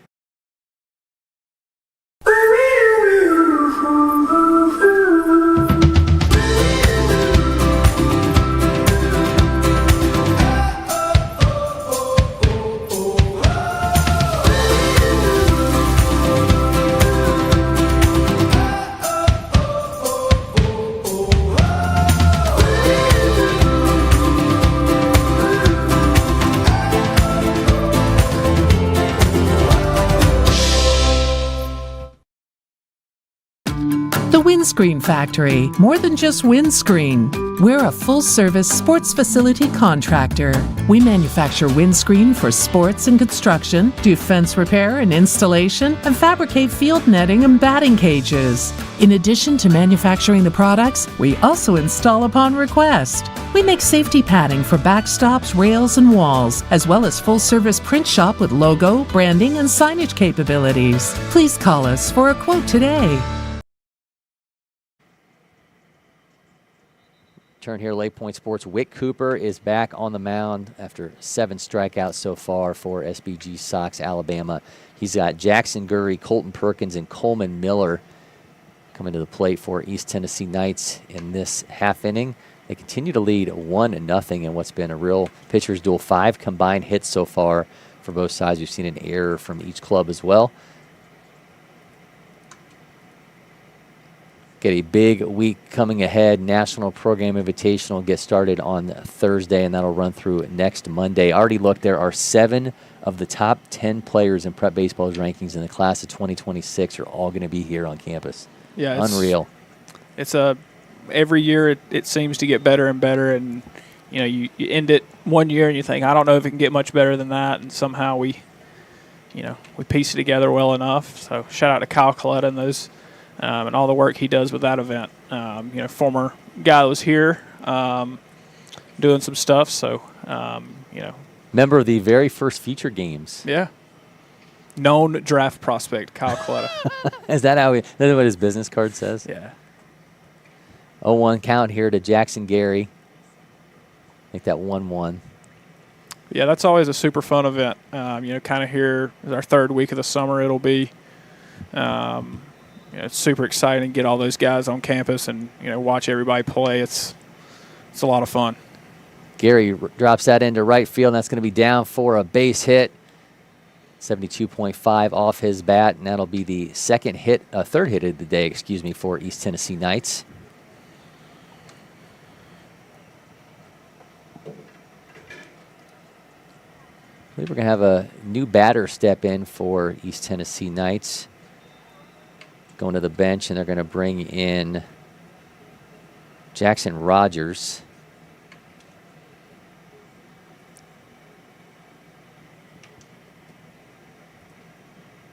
Oh, excuse me, we still have Perkins at the plate. I actually made a pitching change for SBG Sox Alabama. I thought we still had Wick Cooper out there. They're the ones who actually made the change. I didn't realize we had a new pitcher on the mound for them. They went to Jesse Rogers at Gulf Shores. Well, Wick Cooper being saved, obviously, for a little bit later on when we get into pool play. He went 4 innings, 2 hits, 1 run, 1 walk, 7 strikeouts. Perkins, the opposing pitcher, fouls that off. We don't have a PA announcer here that announces when there's a pitching change, so... We just hope they let our staff know that they're changing somebody. Yeah. Have you looked at the MPI schedule at all? I have, yeah. We saw. I mean, there are who's your game? What's your #1 game you're most interested in? Well, it's not here. Oh, So the big one, in Grayson Rosen was talking to us about this early, that one of the Canes national games, trying to remember who they were playing, but it was like the two biggest schools. They're playing San Diego Padres scout team. yep. But it's not going to be on this campus. Where's it at? Believe it's at, are we using Alatoona? Yeah. Okay, I believe it's at Alatoona. I'm not driving over to Alatoona for that one as much as I want to see it. We're going to be doing watch parties Thursday, Friday, and Saturday, so we'll have plenty to do here. Yeah, get Grayson over there. He'll get a coverage there you go. on it. The first window on Thursday, though, we were looking at being able to get that, the Canes national team, and then believe the next day we'll have the San Diego Padres scout team. So we'll get everybody on the air. It's just we're not going to get that prime matchup. But we'll be showing 3 games at once, have plenty of guys stopping here in the studio. Boudreaux has it. Can't glove that one. Does he make the throw to first in time for the out? Gathers himself at least to get 1 out. Yeah, I hope you'll be joining us during those time periods as well. I know we'll have Shooter Hunt will be here, Sean Duncan, a number of other We'll get the baseball guys. We'll get the very important with the VIPs in here. Well, you got to bring a crowbar sometimes to get Sean Duncan out of here when he gets rolling along. He enjoys his time here talking about the action. Yeah, we'll let the VIPs get in, and I'll just, I'll fill a little spot start here and there. You turn into a lefty specialist during those games. 0-1 is the count now.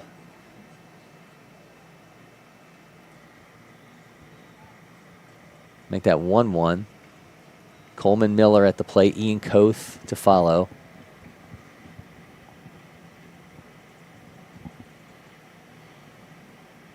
Is that a sliding mitt with plays inside of it? The one on his left hand, when he puts his hand down, there's something inside of it. Yeah, I think that's just I think they have the wristbands with the calls on them. So he just put it on made that his sliding mitt? Custom sliding mitt. Okay, I like that. Seems it could be a problem if you slide and all your signs come out. Yeah. the other team just is quickly looking down. So fun story time. In high school we had that with all the plays and hit and run, all the signs. It's a common thing in high school baseball. And we're playing a team one day, and I'm just kind of sitting there and looking down, and I go, "Hey man, we've got the same signs as they do." He's like, "There's no way. It's like auto-generated." And I'm sitting here and I just call out 7 pitches in a row. I'm like, "Yeah man, we got the same signs." That's incredible. That one's put in play in the glove of the right fielder for the second out.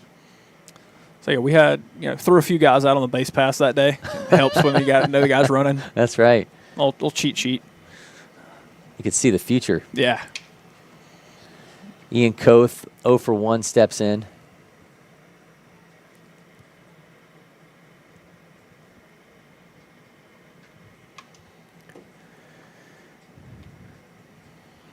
Starts him off with ball 1.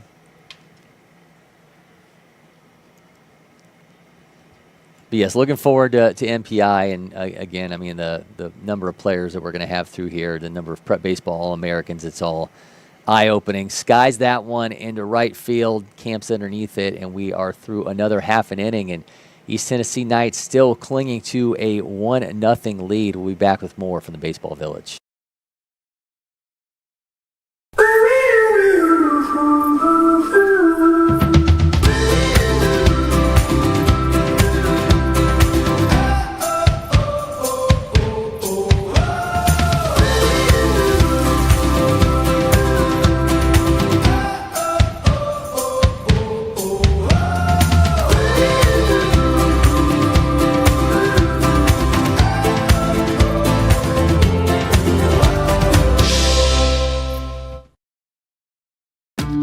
Windscreen Factory, more than just windscreen.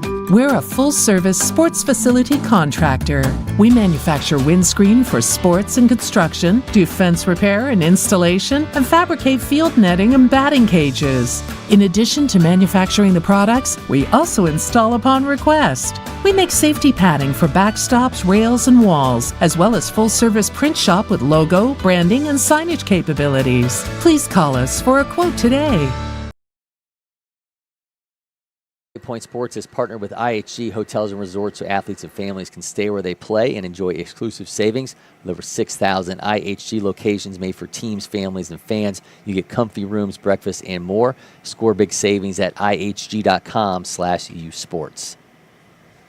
Welcome back to LakePoint Sports. Cory McCartney, Avery, on with you. I was watching a Padres game last night, and their announcer had a good read, and he said the bat flip for announcers when you make a good, they have a piece of paper and they would like snap the paper.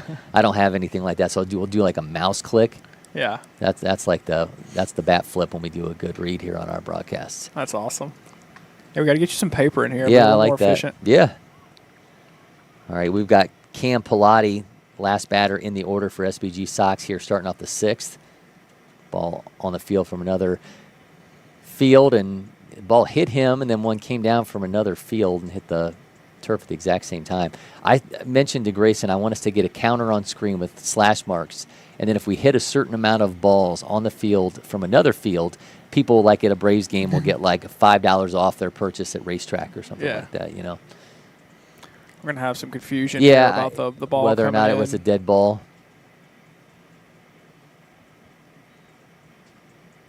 Can't say it really influenced anything about his delivery or anything with the batter.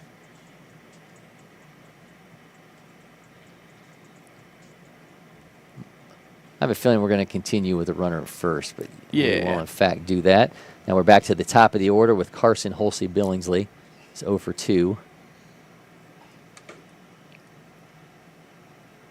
Yeah, it was just a weird timing there. He was 75% through his motion, and then the ball landed behind him. So I don't think Perkins liked it. He's firing that ball over there to first. Holsey Billingsley is 0 for 2. He's got an 0-1 count now. He's 0 for 2, but he looks good doing it. He's got all the accents. Leadoff hitter rips that down the right side, and that's going to be down for his first base hit of the day. Runner will advance to third. Holsey will hold it first. Oh, nice barehanded grab there behind the plate. That was pretty athletic play. With the bare hand there, that's a bold play. Yeah, Kipton Fagan showing off the athleticism. They're like, you have a glove, sir. He kind of just throw his hands up. No need. We did our Barnsley Resort player spotlight on Evan Money, who now steps in. Great name. Oh, fantastic name.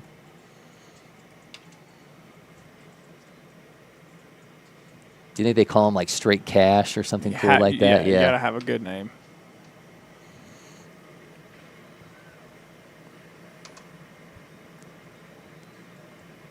Money's got an 0-1 count. Ropes that 75.7 off his bat, but it'll be into the glove of the center. Oh, he gets away from the center fielder. Here comes a run for SBG Sox. Evan Money making his way to past second base. He's headed into third. Here comes another run as Holsey Billingsley crosses the plate, and Money standing at third base with 2 RBI.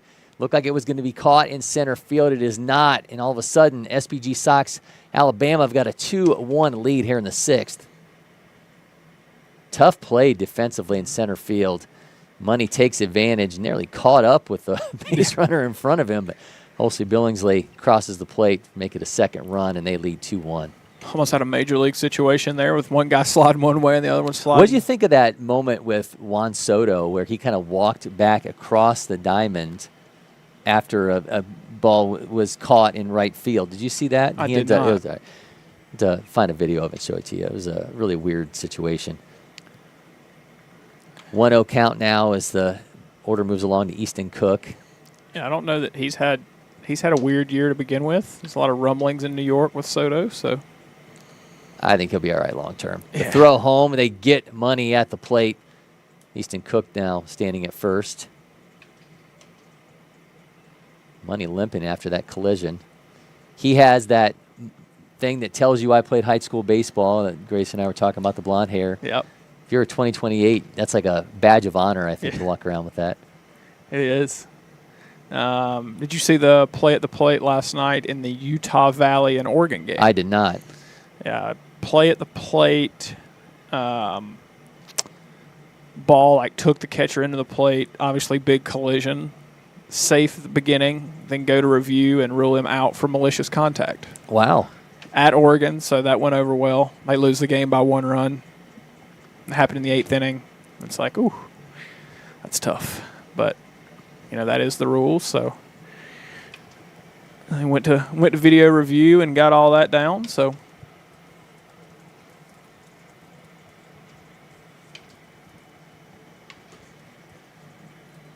Ethan Lavanda drives that into right field, and that's going to be caught for the out.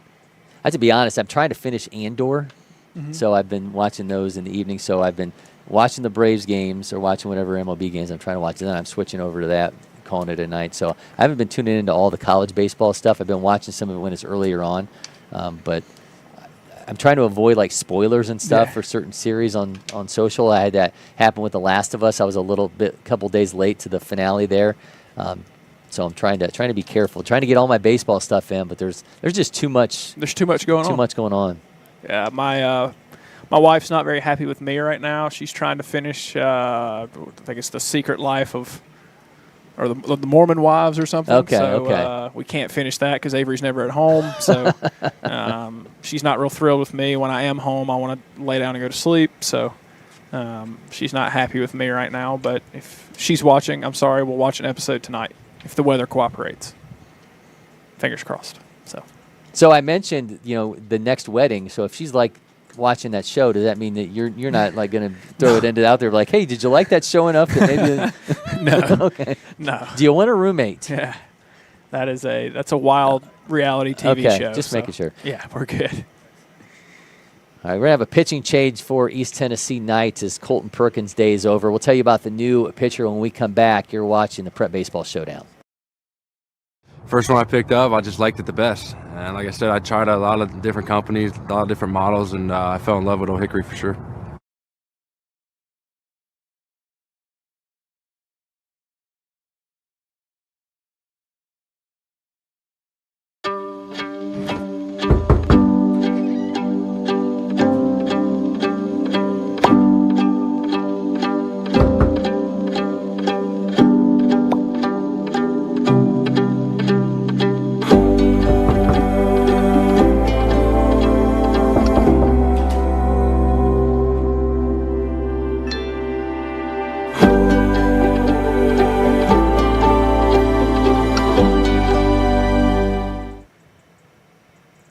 New arm on the mound for East Tennessee Knights is Max Adams out of Bearden High School in Tennessee, 2028. We got him with a fastball around 76, but as you can see on that next one where our scoreboard is a tick ahead, that he's popping into the 80s right now. He's also got a changeup and curveball. So a lot of the profiles are a little bit dated on these guys, and we're seeing some much bigger number. One of these guys was listed at like 5'5", and he steps in and looks like he's about 6'1" now. So it's the guy we saw yesterday on this field last night when you were here that was listed at 6'2", 205 or whatever it was. Yeah, it looks like he's about 270 now. Yeah, he's probably 6'4", 5", 270. Yeah. It's like, I have to update those numbers a little bit.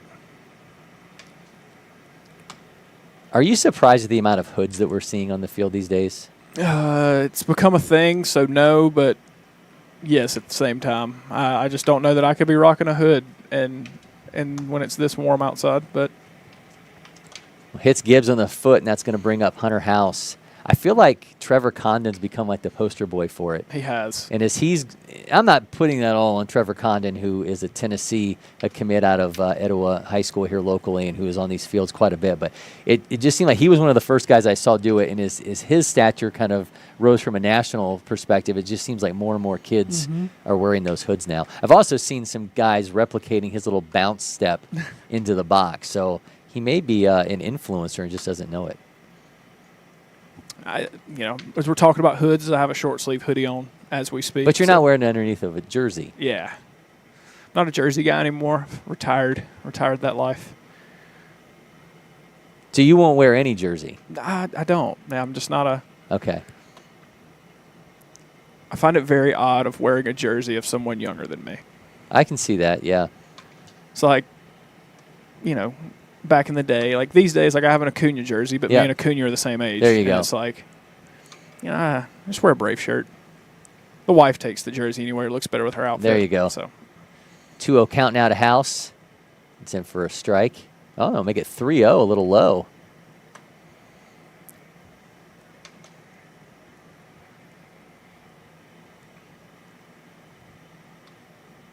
See if Adams can fire a strike here, put a batter aboard by a hit by pitch. There he's in for a strike, 77.7 out of his hands. But you would never wear like a basketball jersey, even though like in college you throw one on, but yeah. Would you wear it with a T-shirt on underneath, or no? just We were just straight. Had some good ones, you know. Runs the count full. Big Duke basketball fan growing up. So okay. I had a J.J. Redick Magic jersey. Oh, nice. Had a Christian Laettner jersey. Allen Iverson, a generic one. You know, you gotta have an AI jersey. House rips that on the payoff pitch down. That's gonna be 1 run for SBG Sox. Make it 2. Hunter House is on his way to second base. Don't make it 3 runs. He's got himself a bases-clearing double. Smacks his hands in celebration. SBG Sox in complete control of this one now. Yeah, big inning here for SBG. Kind of started with that hit by pitch, then a soft single, and then the mishap in center, and all of a sudden the inning has gotten out of hand.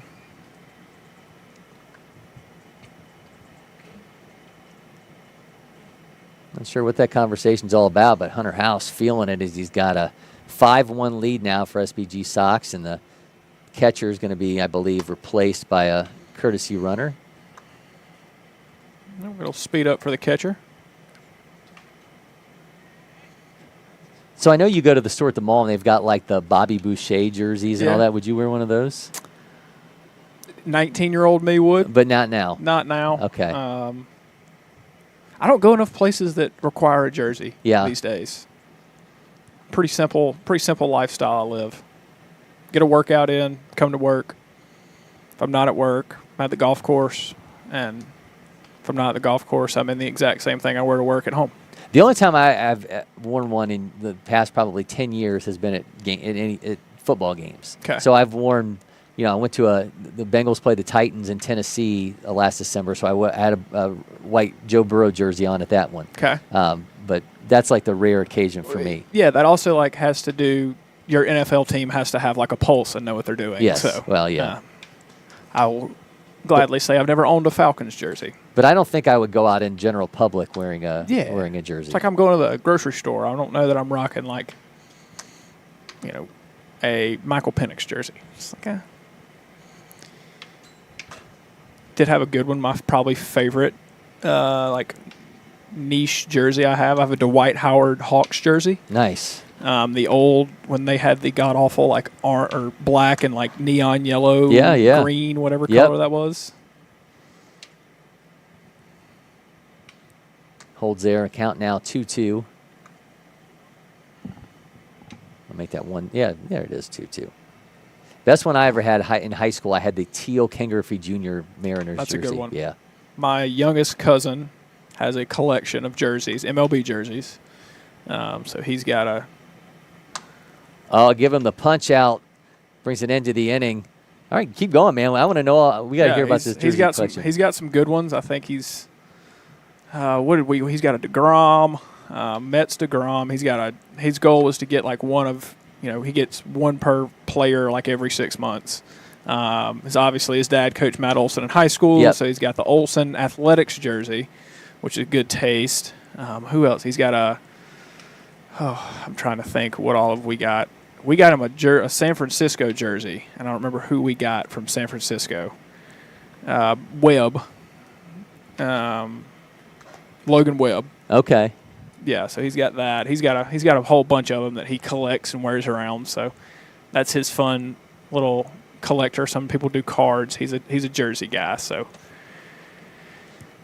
Well, for people listening and you collect things, maybe you collect photos of your own kid and when they're here at LakePoint Sports, because our sports photographers deliver at the highest level, taking you inside the action here on campus as we so smoothly run into another ad read here. We've got game day covered, and now you can not only see your game through our lens, but you can purchase photos as well. Just use the QR code on screen for the latest images, galleries uploaded after the completion of tournaments and events. You can also go to LakePointSports.com for more information.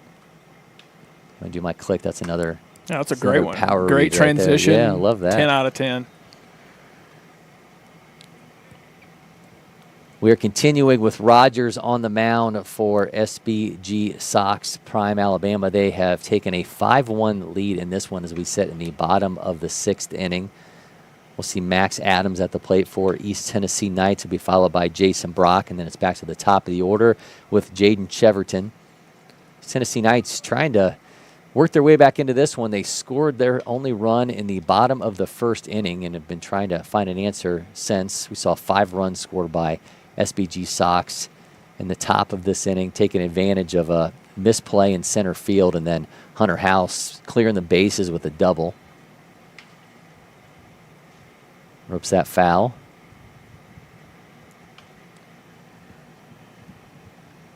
People spotting in the background. There's our own Mark O'Brien walking there in that light blue shirt, checking out all of his purvey. Did you just see a squirrel? Is that a squirrel? Yeah, that's like an Up, right, when the dog would see a squirrel. I thought I was seeing things for a moment. Count now 2-2. I don't think anybody sees it on the stream. So the way our system works is we have a computer that inputs everything in, and sometimes the streams, you'll see what's on the computer screen, but not what's actually on the stream itself. So we got to see a picture of a squirrel. Count's now full here to Adams. Now, while we were talking about jerseys, while I do not purchase or own a number of jerseys, the sneaker thing is just something I just can't get away from, no matter how hard I try. Mine's hats. I have hats and hats and hats and hats and hats and hats and hats. So we're about to move, and we're going to have to do the max exodus of my hats for the 4th time in 4 years. And it'll last for 2 months, and then I'll have an overfill again, and it's a never-ending process. I'm not a big sneaker guy because I'm not good at keeping sneakers clean. I just can't, whether it's here, whether it's at an alt, like wherever I'm at, I'm not a good clean sneaker guy. And I like white shoes, and that's the worst pair of color shoes to like if you can't keep them clean. That's true. It's just, I've just gone to one pair of shoes every 6 months that I just wear them until they die, and then I do have a couple pair that I'll spice things up with when I go to special occasions, but yeah, I'm not a huge sneaker guy. The problem with here is that I don't wear a lot of them here because we're always here. Yeah. Brock fires that one into right field, camps underneath it for the out. Runner will retreat to first. There's certain ones, we get so much rain here, and and you don't think that the turf, like, oh, it's all turf, your shoes aren't going to get dirty. Yeah. But there's like pollen and there's dust, and that's right. It all sits on the turf, and you walk on the turf, and you're like, oh, my shoes are disgusting. And well, as our first world problems continue, we've got Jaden Cheverton at the plate with 1 down here for East Tennessee Knights. That 1-0. Like, I like shoes, and I have like really cool sneakers that I like. I just can't justify spending the amount of money to buy them to wear them twice a year. So I was to the level of where I was getting them and flipping them and then buying the higher end ones off of proceeds off the ones I was selling. But I've gotten away from that, as my wife is probably more than happy with. Now, I will say golf shoes, like shoes on the golf course. That is a area that I will splurge on.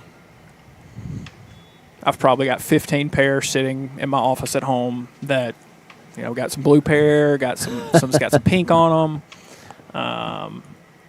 My current pair that my gamers normal are orange. They're all white with some orange accents. Cheverton drops that one down into right field for a base hit. East Tennessee Knights, they're now in business. They've got runners at first and second with 1 down here in the bottom of the 6th. Nice piece of hitting there by Cheverton. That's going to bring up Josiah McClure, who's 0 for 2 today. I also have the situation where I'm a runner, and those shoes last you like 6 months, and they cost like $200 a pair, which is its own problem. Yeah. Yeah, I would say my issue of a random abundance of things in our home is hats. I have visors. I go to a golf course, I'm getting a hat. McClure rips that one off the hands of the shortstop Cook. Going to be bases loaded now. Just a hard hit ball, 84.2 off the bat of McClure, and Easton Cook couldn't make that play. Bounced off his glove and goes into center field, and East Tennessee Knights now threatening with one down here in the 6th. Pretty decent play up the middle there just to kind of keep that ball close to the infield, not allow that run to score. Just kind of squared it up, wear it off the chest. Even if you can't make the play, keeps the run from coming across. Isaiah Wilson already has RBI on his docket today off of a double, trying to make some more noise here with one down. No bigger moment for East Tennessee Knights since the bottom of the 1st inning. See if they can come through. That one misses low.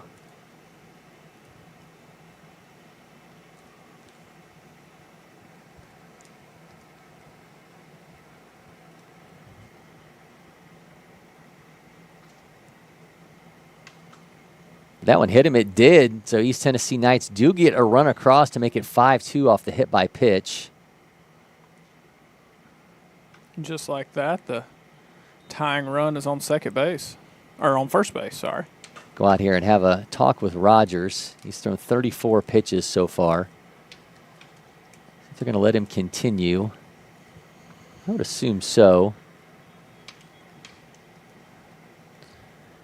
I was informed earlier this week that this is one of the biggest Saturdays of the entire year here at LakePoint Sports. We're expecting about 10,000 people on campus. So if you got your parking spot this morning, hold on to that with dear life, because they will be hard to come by as this day wears along. There's Rally Rumble Volleyball at both the Champion Center and over at the Beach Pavilion, and then Publix Fields has boys lacrosse over there. So there is a ton going on across these 2 days, but today in particular. So again, parking is a commodity more often than not, but even more so today with our 3rd largest Saturday of the entire year.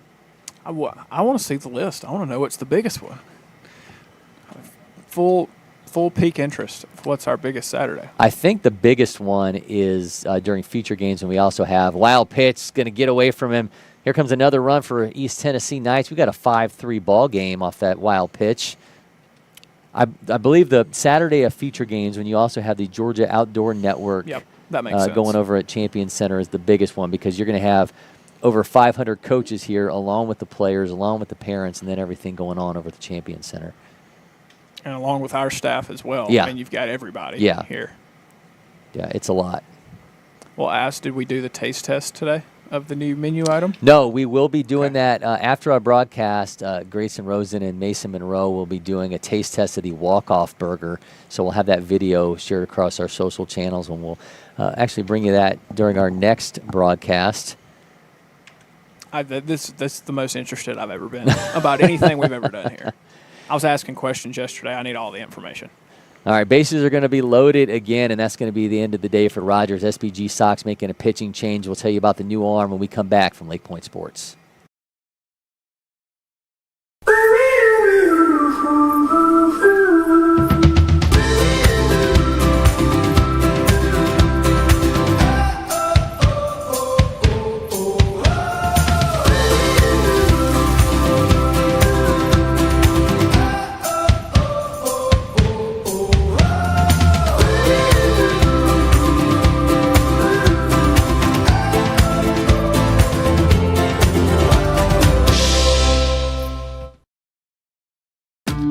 Windscreen Factory, more than just windscreen.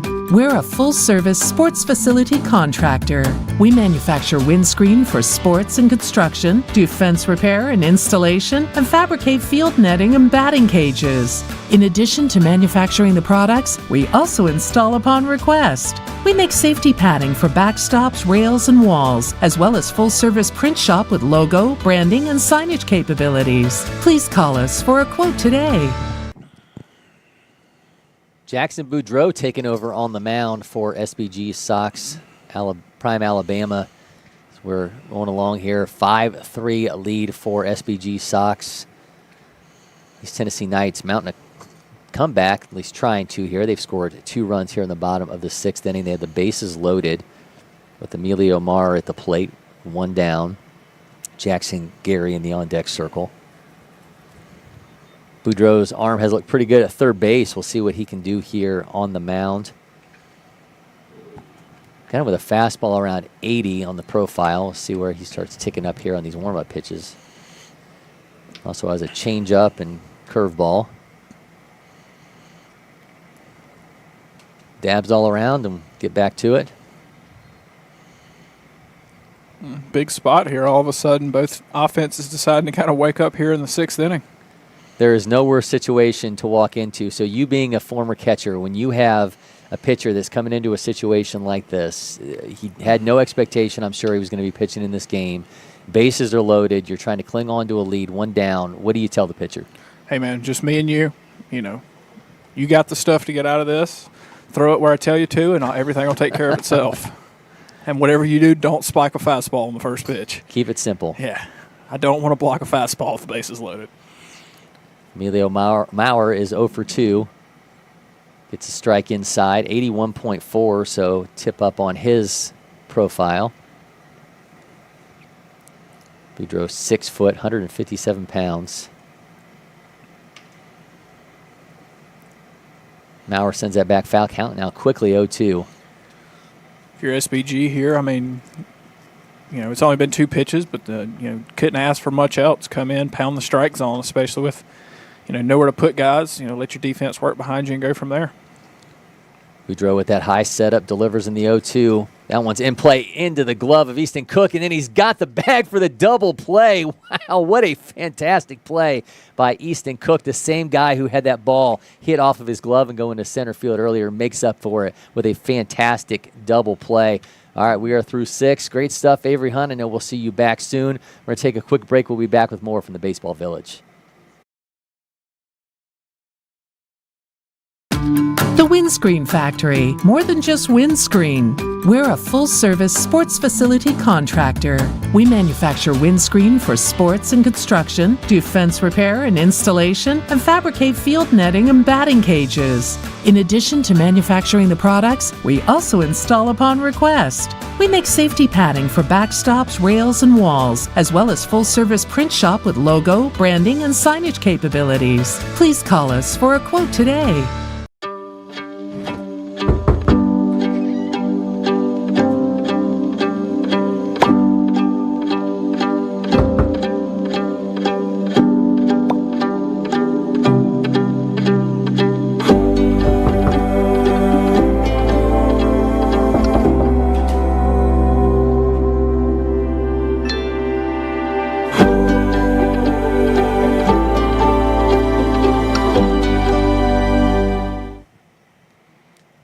Welcome back. Cory, McCartney, Grayson, Rosen with you. And Grayson, we typically do our Aspen Hospitality Group moment that matters during our postgame. This one is going to be a lot of fun because we have seen some insane defensive plays, and we just saw another one from Easton Cook to bring it into the 6th inning. And we've seen a double play turn. We've seen a fantastic catch at third from Jackson Boudreau, and now another one from Easton Cook. And defense has something to say in this ball game. Yeah, it's hard not to love an unassisted double play. Yeah. That's always the best, and it was a fantastic effort right there for that double play to end the inning. But lots changed since I was in the booth. A lot has changed. Yeah, so the really interesting 6th inning for SBG Sox because Evan Money puts a ball into center field. Looked like it was going to be caught. It was not. That ends up being 2 runs. Then the bases are loaded, and Hunter House comes through with a bases-clearing double that has SBG Sox Prime Alabama with this 5-2 lead. 5-1 lead, excuse me, and then East Tennessee Knights able to take advantage of some issues there in the 6th inning. They got themselves 2 more runs. We have a 2-run ball game here in the final inning. Yeah, I mean, it's certainly not over. I think for SBG Sox, you could have started to think, all right, it's been a while since they've scored some runs. We just put up 5. Maybe we got a good chance, but then East Tennessee comes knocking immediately, and makes things happen, make this a real interesting 7th inning we've got ahead of us. We have another pitching change for East Tennessee Knights as now Ian Koth is taken over on the mound. He replaces Max Adams. They started off with Colton Perkins. Has Jackson Boudreau in an 0-2 count. Boudreau took over in relief in the bottom of the 6th. Misses high, makes it 1-2.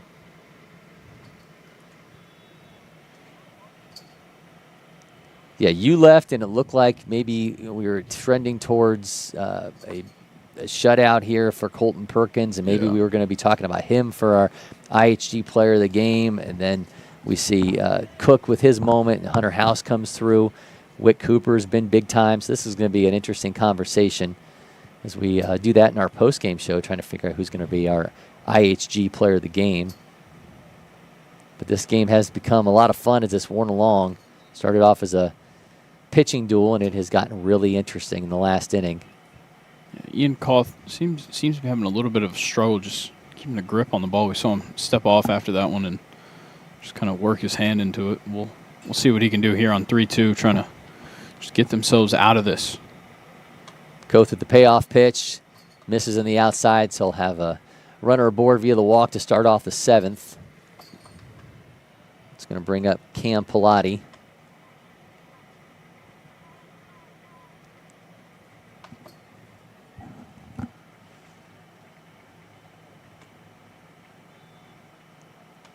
Pilati Opelika, 2028, 4th prep baseball event for him. He's 1 for 1. Nearly a hit by pitch there on the inside breaking ball, but just barely missed him. SBG Sox certainly wouldn't mind running things up here in the top of the 7th. Pilati shows bunt, pulls back, count now 2-0. Got to say, hats off to this SBG Sox team. They could not get anything going. They really had a hard time finding their way against Colton Perkins, who wasn't necessarily overpowering, but he just had a great defense working behind him. Had himself 3 strikeouts and was just keeping them from really doing much of anything. I think we just had a bird fly by I think so. Our Don't camera. see that often. No. But they broke through in a big way, taking advantage of misplay in center field and just added on to it and had themselves up 2 runs here in the 7th. Yeah, I think it was just a matter of just constantly chipping away. As the game goes on, Perkins' pitch count goes up. You just continue to help yourselves out. Continue to, make him, maybe he's throwing a little more pitches in the at-bat, forces him to put something over the plate a little bit more often. But either way, they found their way in, and now they've got themselves in a good spot and just drew another walk. So made that 2 consecutive walks for Koth on the mound. His day not off to a desirable start, and it looks like we'll have a meeting at the mound here. Reasonably so. And that's going to do it for Ian Koth. Doesn't even get an out here in the 7th inning, so we're going to have a pitching change for East Tennessee Knights. We'll tell you about it when we come back from LakePoint Sports. Hot summer days call for cool adventures in Cartersville, Museum City. Beat the heat indoors with jaw-dropping exhibits at Tellus Science Museum and the Savoy Automobile Museum. Hit the water at Terminus Wake Park, kayak the Etowah River, or head to Lake Allatoona for fishing, boating, and unbeatable lake days. When the sun sets, head downtown for live music, delicious eats, and local flavors. From family fun to date nights, summer memories start here. Plan your trip today at CartersvilleMuseumCity.com. Emilio Maurer is the new pitcher for East Tennessee Knights. Maurer, Knoxville Catholic, 2028. Takes over for Ian Koth, who opened the inning but was unable to get an out. Ends up walking 2. And Max Adams was before him. He went a third of an inning, allowed 1 hit, 1 earned run, 1 strikeout. Colton Perkins set the tone early, 5 2/3, 4 hits, 4 runs, 3 strikeouts, no walks. On the flip side, Wick Cooper was dynamite for SBG Sox after that first inning. Ends up going 4 innings, allowed 2 hits, 1 run it was earned, a walk, and 7 strikeouts. Clearly taking him out so they can save him for a little bit later on in this tournament. They've replaced him with Jesse Rogers, and then Jackson Boudreau pitched in the 6th inning. We'll see where they go in the bottom of the 7th, trying to hold on to this win.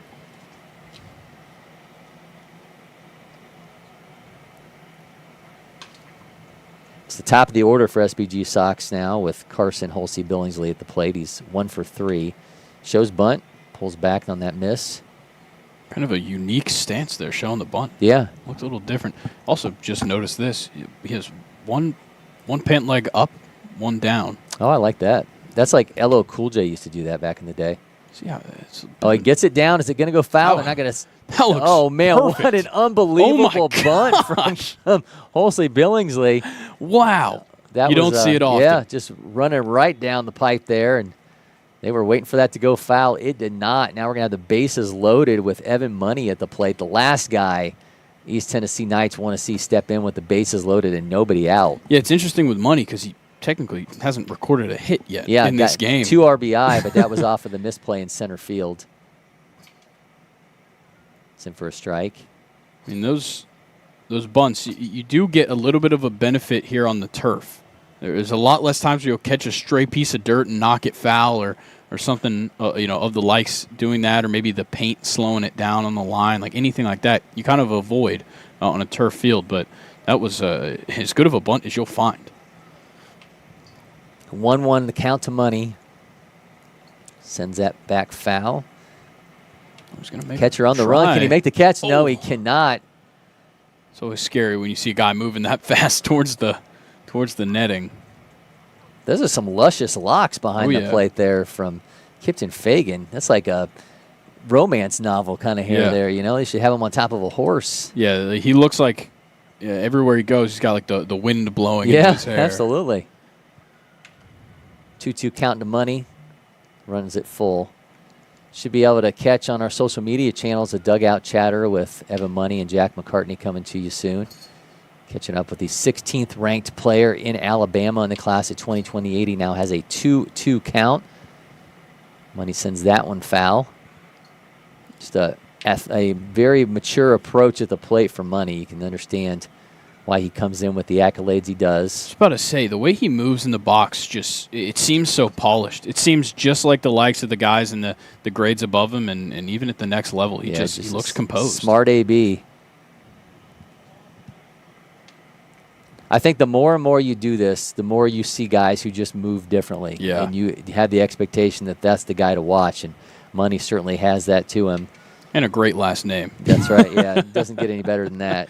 He's going to walk in a run, so keep it with no hits. But will we say Money cashes in with the bases loaded walk? I guess so. We do, and he's got himself another RBI.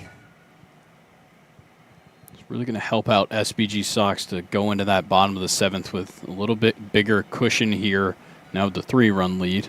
Ethan Cook, the shortstop. Wonder how many times Evan Money has had a game in which he's gone 0 for 3 with 3 RBI. Hard to come by, that's for sure. Well, Ethan Cook is also hitless as he steps in, but he has been nails defensively. And he scored a run himself reaching. So a lot of guys here that can just contribute here at the top of the lineup regardless of the necessary outcomes that happen. And it doesn't look like they're anywhere near stopping with no outs here in the top of the 7th. Gets him the low inside strike. Counts now 1-2. Let me see. Carson Holsey Billingsley taking a big lead there at second base because nobody's holding him. Nobody really even trying him. Look at that. Pitcher hasn't even stepped foot on the mound. Yeah, he's not even glancing back.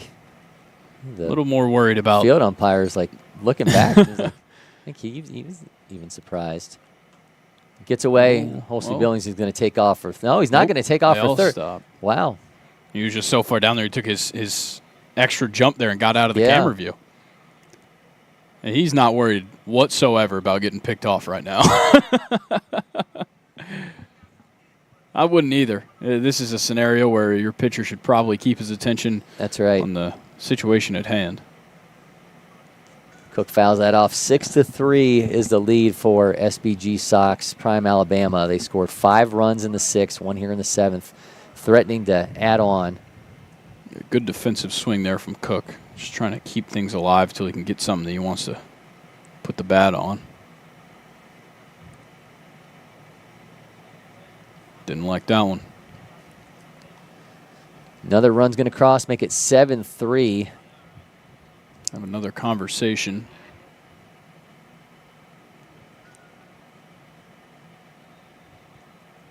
That's going to be it for Emilio Maurer after he walks in. Another run to make it 7-3. So we're going to get some more commercials in here. We're going to take a quick break, tell you about another arm for East Tennessee Knights when we come back.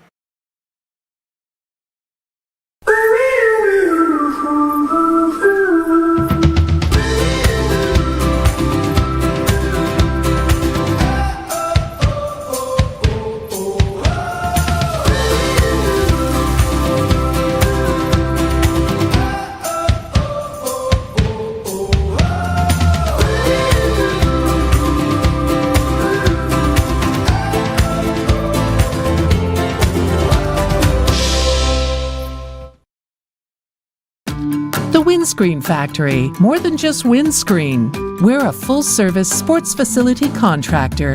We manufacture windscreen for sports and construction, do fence repair and installation, and fabricate field netting and batting cages. In addition to manufacturing the products, we also install upon request. We make safety padding for backstops, rails, and walls, as well as full-service print shop with logo, branding, and signage capabilities. Please call us for a quote today. A fifth pitcher into the game for East Tennessee Knights as we are moving along here. At the top of the seventh inning, SBG Sox has plated 2 runs here in the seventh to extend their lead. They have 7 runs on 6 hits. Waiting for our scoreboard to tell us about the new pitcher, and we'll actually just figure it out ourselves off the roster. Jaden Cheverton, who started things out at shortstop, is now on the mound. He's got Ethan Lavanda at the plate. The bases loaded, no outs. We've seen some hard hit balls off the bat of Lavanda. First pitch, swings, throw home in time. They get the force out at home, still have the bases loaded. Thought he might have tried to tag the runner, but good play there to go home and get that lead run. I think the biggest thing now is run differential is the thing you're thinking about. Sure, you can try and make things easier on yourself in the bottom of the seventh, but you also, if you are to lose this game, you don't want it to be by a country mile. We've got Diego Bacheo at the plate now. He is 0 for 2, and he now has a 1-0 count here against Cheverton. 1 down in the inning. Bacheo fouls that off. Yeah, smart play by going home. As you mentioned, could have tagged the runner in between second and third, and that probably would have cost him the opportunity to get the play at the plate. Yeah. Cheo rips that one down into right field. Here comes another run for SBG Sox Prime Alabama, make it 8-3 as Diego Pacheco comes through with an RBI single. It's a big spot right there. Make it a 5-run game is absolutely huge now. And with just 1 out, doesn't have to stop at a 5-run lead. Now get another look at Gunnar Gibbs, who's 0 for 2. Just moving that chain along. Trying to get himself into the hit column himself. Looping breaking ball misses high. So if you didn't hear our conversation that Avery and I had about jerseys, where do you stand on jerseys at this point in your life? What? Wait. Okay. Well, wearing jerseys. Wearing jerseys. If you're going to the event, you got I think you almost should wear it. That's okay. So you and I are very much in the same vein of there. And Avery said he's to the point in his life he doesn't even own one. But I think wearing it out in general public, if you're over the age of 13, is probably yeah. I mean, I'm not. Point. Yeah, I'm not wearing a jersey in public. I think that's something that is a part of college party culture. Yeah, I was gonna say you go to you see videos from music festivals and guys will be wearing basketball jerseys with no shirt underneath, and I'm like, I get it. It's 95 degrees outside. You're at Bonnaroo and you want to wear an Eric Montross, North Carolina jersey. Yeah, I get your it. Thing.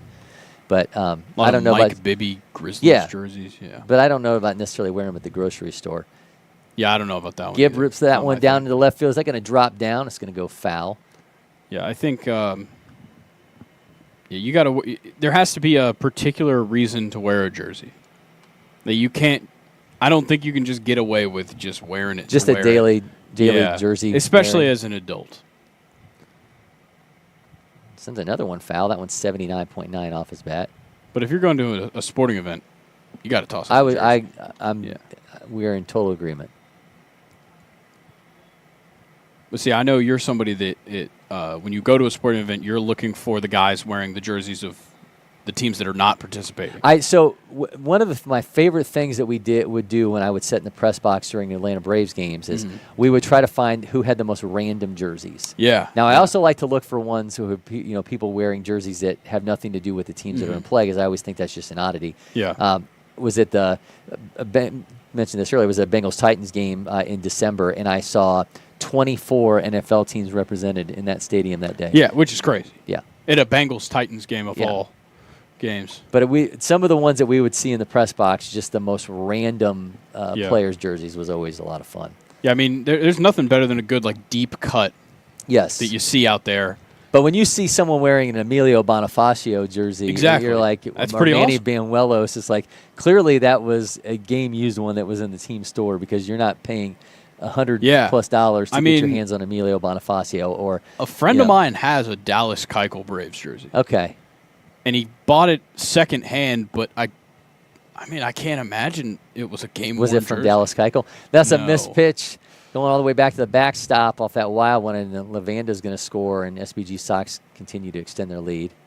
Yeah, things getting just a bit tougher now. I thought maybe Dallas Keuchel had a yard sale. No, I don't think so. Secondhand I don't think so, but a Dallas Keuchel jersey is just something crazy to pull up with. But I would get it if there was a Bartolo Colon Braves jersey. Oh yeah, that's a good one. Yeah, that's one where it would make sense to get that custom made. Because I doubt we were really selling a lot of those. That's like the people that get their hands on the Carmelo Anthony Hawks jersey. Yeah, that's It's but at least Bartolo play that. I think Carmelo Anthony Hawks would be like Felix Hernandez Braves. That's true. Quick backpick throw to third. Hunter House at the plate. He's got himself a bases clearing double in his last time at the plate, looking to add to that RBI total as his SBG Sox club leads 10-3 here in the top of the 7th. Yeah, seeking some major insurance, and we'll see if he gets House it puts here. it in play, makes the throw to first in time. He's got a 4th RBI, and he's adding to his day and the lead for SBG Sox. I mean, not too shabby. One hit on the day, you get your 4th RBI. I think he'll go into the dugout pretty happy. It's pretty wild to think that the two guys with the 6 RBIs on this team combined have 1 hit between them. Yeah. With Evan Money and Hunter House. Pretty crazy. 2 down now as House gives way to Ryder Lowry. Lowry's 1 for 3.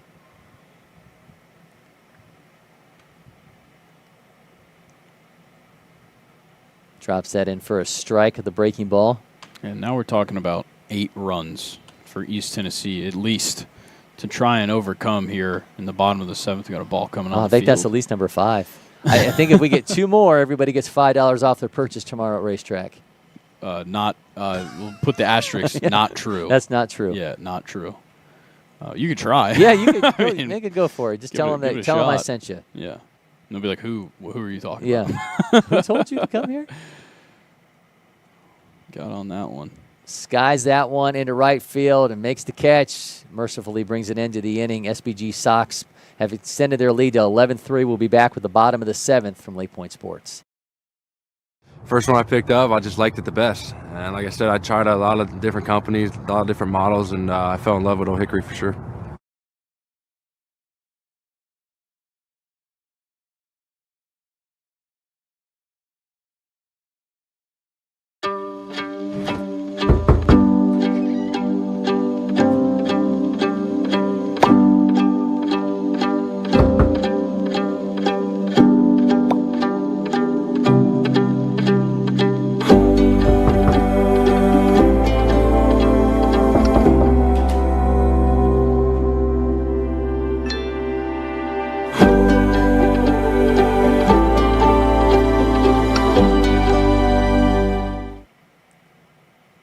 Welcome back. Cory McCartney, Grayson Rosen with you. New pitcher on the mound for SBG Sox Prime to try to close this one out. We got Carson Holsey Billingsley.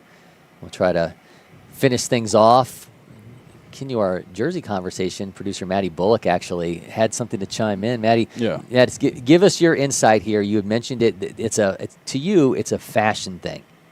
Yeah, I feel like within, especially the past few years, it's become more popular. It's always existed, but like street style is becoming really big. So a lot of people are wearing jerseys as like a fashion statement. And I always think of, there are a lot of rappers and hip hop artists that wear jerseys, especially to like rep their home teams or ones that they like. But another artist, like a pop artist that comes to my mind, is Billie Eilish. At most of her concerts, she wears a jersey. It's just, some people wear it a lot as like a fashion statement, especially, because so many jerseys cost a lot of money. Yeah. So it's almost like you're flexing on everyone that you have so many jerseys. Well, especially when you get the retro ones, those are the ones that, so you guys are completely aged out of this conversation I'm about to have. But now Starter brand, when I was in middle school and high school, was everything. And Starter had these like baseball jerseys of like every team you can imagine, and they were pinstriped. So if you had like the Charlotte Hornets one, it would have been like the purple when it had. Yeah, I know what you're talking about because people love these. And they had matching shorts with them. Yeah, and you would rock the entire outfit, and that was the thing. The shorts have stayed relevant. Yeah, the jerseys themselves not so much, but that's definitely like if you find yourself on like a secondhand website or a vintage website, you're gonna find those. Also, Starter, by the way, making a major comeback. You gotta love it. I mean, I have a Florida State Starter jacket that is from, I believe, the early '90s. Oh, that's awesome! It's like my favorite thing to put on in the fall. And the thing with Starter jackets is we've got Gary here at the plate, and he's going to swing through that one foul. Is you would wear it regardless of the team back in the day. Everyone wanted the Hornets ones. Yeah, and then they wanted such a great color. And the Raiders and the Hornets were the ones that everybody had to have. Even like myself growing up in West Central Ohio, everybody still wanted those teams, even though it had nothing to do with our. But we still had plenty of Bengals and Browns ones, Ohio State at school. But you just make up a reason. Everybody why. wanted the Hornets. Yeah, I mean the Hornets just in general. Like you see, we were just talking about like the jerseys and like college party culture, like a Larry Johnson. Oh, there you go. See a lot of Larry Johnsons. Did they dress like Medea though when they wear them? I don't think so. No. Yeah, I think that's Tyler Perry missed out on that. He should have Medea wearing a Larry Johnson jersey. That'd been pretty sick. One down as Gary's gonna ground out. Let's bring up Colton Perkins. Starter also had the DJ Jazzy Jeff. They had a commercial and told you how to wear the hat.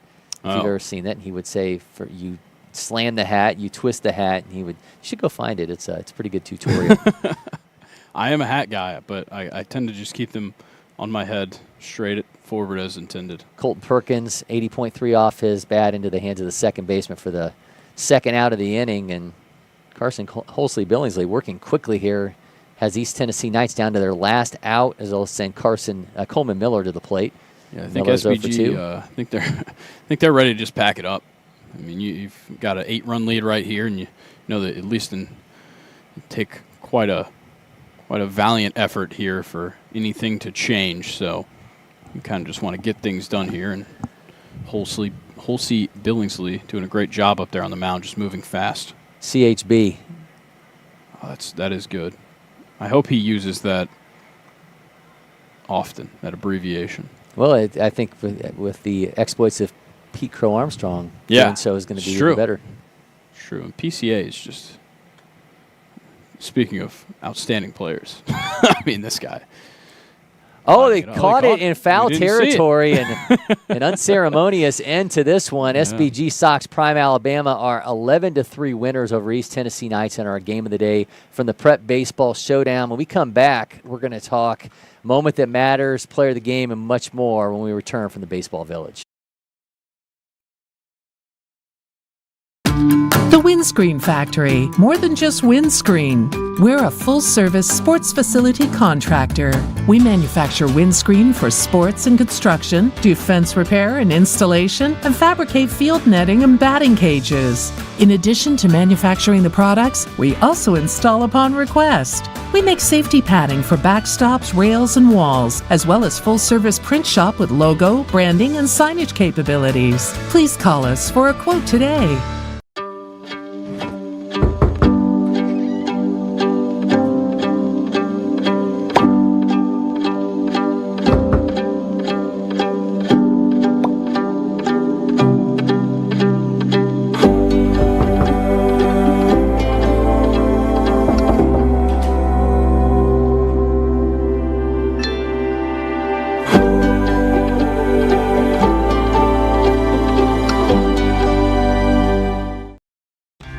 Hot summer days call for cool adventures in Cartersville, Museum City.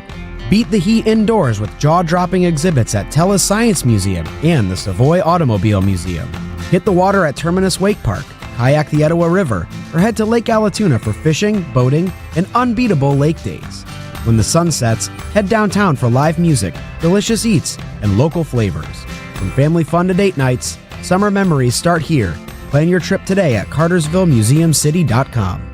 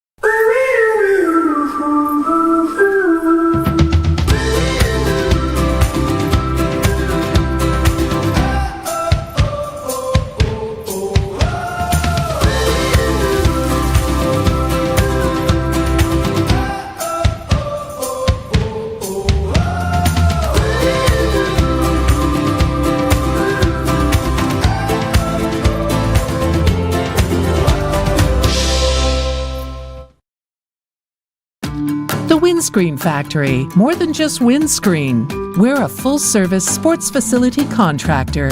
We manufacture windscreen for sports and construction, do fence repair and installation, and fabricate field netting and batting cages.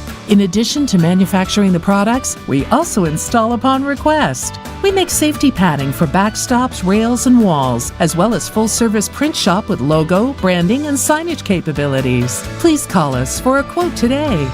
First one I picked up, I just liked it the best. And like I said, I tried a lot of different companies, a lot of different models, and I fell in love with Old Hickory for sure.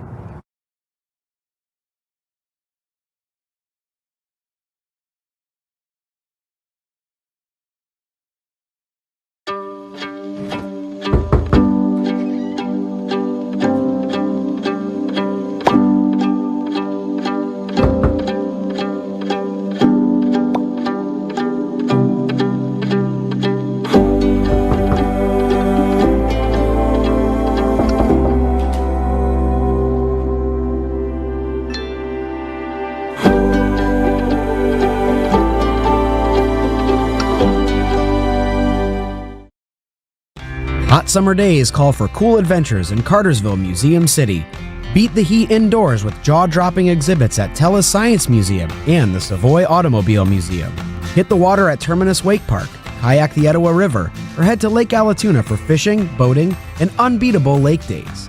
When the sun sets, head downtown for live music, delicious eats, and local flavors. From family fun to date nights, summer memories start here. Plan your trip today at cartersvillemuseumcity.com.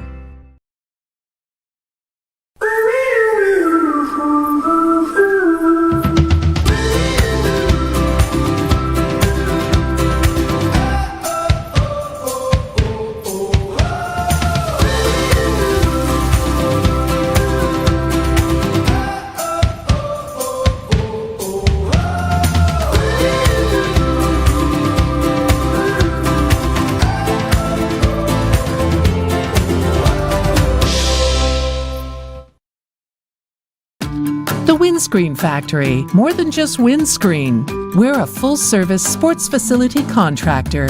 We manufacture windscreen for sports and construction, do fence repair and installation, and fabricate field netting and batting cages. In addition to manufacturing the products, we also install upon request. We make safety padding for backstops, rails, and walls, as well as full-service print shop with logo, branding, and signage capabilities. Please call us for a quote today.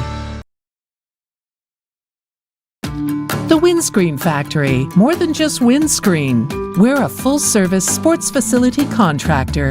We manufacture windscreen for sports and construction, do fence repair and installation, and fabricate field netting and batting cages. In addition to manufacturing the products, we also install upon request. We make safety padding for backstops, rails, and walls, as well as full-service print shop with logo, branding, and signage capabilities. Please call us for a quote today.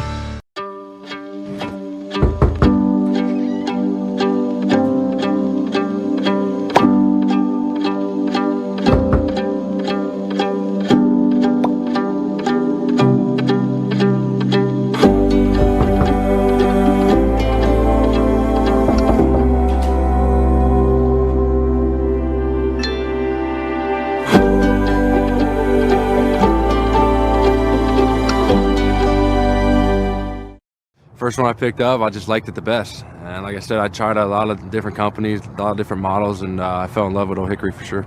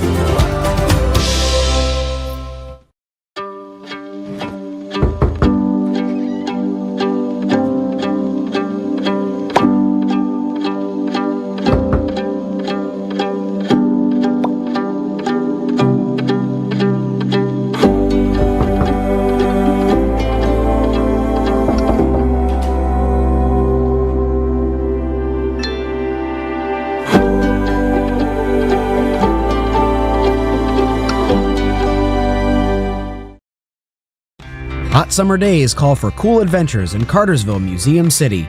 Beat the heat indoors with jaw-dropping exhibits at Telus Science Museum and the Savoy Automobile Museum. Hit the water at Terminus Wake Park, kayak the Etowah River, or head to Lake Allatoona for fishing, boating, and unbeatable lake days. When the sun sets, head downtown for live music, delicious eats, and local flavors. From family fun to date nights, summer memories start here. Plan your trip today at CartersvilleMuseumCity.com. LakePoint Sports, Cory, McCartney, Grayson, Rosen with you. We just saw an 11-3 win for SBG Sox Prime Alabama over East Tennessee Knights in our game of the day from the Prep Baseball Showdown. And Grayson, SBG Sox, 11 runs on 7 hits. They scored 5 runs in the 6th and 7 more in the 7th inning, 6 more in the 7th inning. I thought a really great job by East Tennessee Knights Colton Perkins early in this one. Through the first 5 innings, he kept SBG Sox Prime off the board, largely kept them off the base pass, but this was just too good of an SBG Sox lineup, and they showed it over those last 2 innings. Yeah, it kind of felt in the early goings of this game that it was going to be a bit of a pitcher's duel, and we saw some good starts from both sides, and then we get into that huge 5th inning and just the wheels kind of fall apart. But we also, for us as the viewers, got some late light. Yeah. They really made this game really exciting there in the stretch. It was a lot of fun. Let's get into our Aspen Hospitality Group moment that mattered, and we've got 3 entries for you in this one.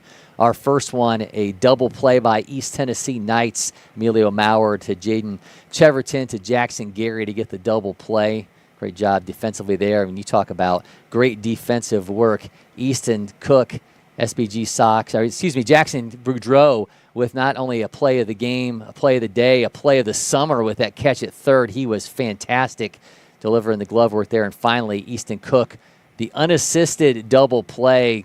Man, we just saw some absolute gems defensively in this one. He is fired up for good reason. He even spiked it like he was Gronkowski out Yeah. there playing shortstop. You got to love that kind of stuff. The Osmond Hospitality Group moment that mattered. Now, we've made our play on that, and you'll be able to check out yours later on. That'll be up on our social media channels. You'll be able to vote for the one that you think is the moment that mattered from today's game. Now, let's get on to Player of the Game presented by IHG. Wick Cooper was great. 7 strikeouts, 2 hits, 1 walk over 4 innings. They pulled him, obviously, with the intention that he's going to be able to pitch a little bit later in this tournament. Evan Money, 3 RBIs, 2 off of an error. Carson Holson-Billingsley had 2 hits. Had to be Hunter House, the catcher from Dothan, the 2028, 1 for 3 with a bases-clearing double in the 5th, and he added another RBI off of a ground out in the 7th. Hunter House came to play, and it absolutely showed out in his box score. Yeah, he started off the game with a strikeout, could have been down in the dumps, comes back out in that 3rd at bat, and could not have hit that ball into a better spot for that bases-clearing double. Absolute rope to the opposite gap, and just kind of blew the doors off in what was a 5-run 6th inning, and then they followed that up with a 6-run 7th. It was all momentum-based here for SBG Sox, and it got him a big win.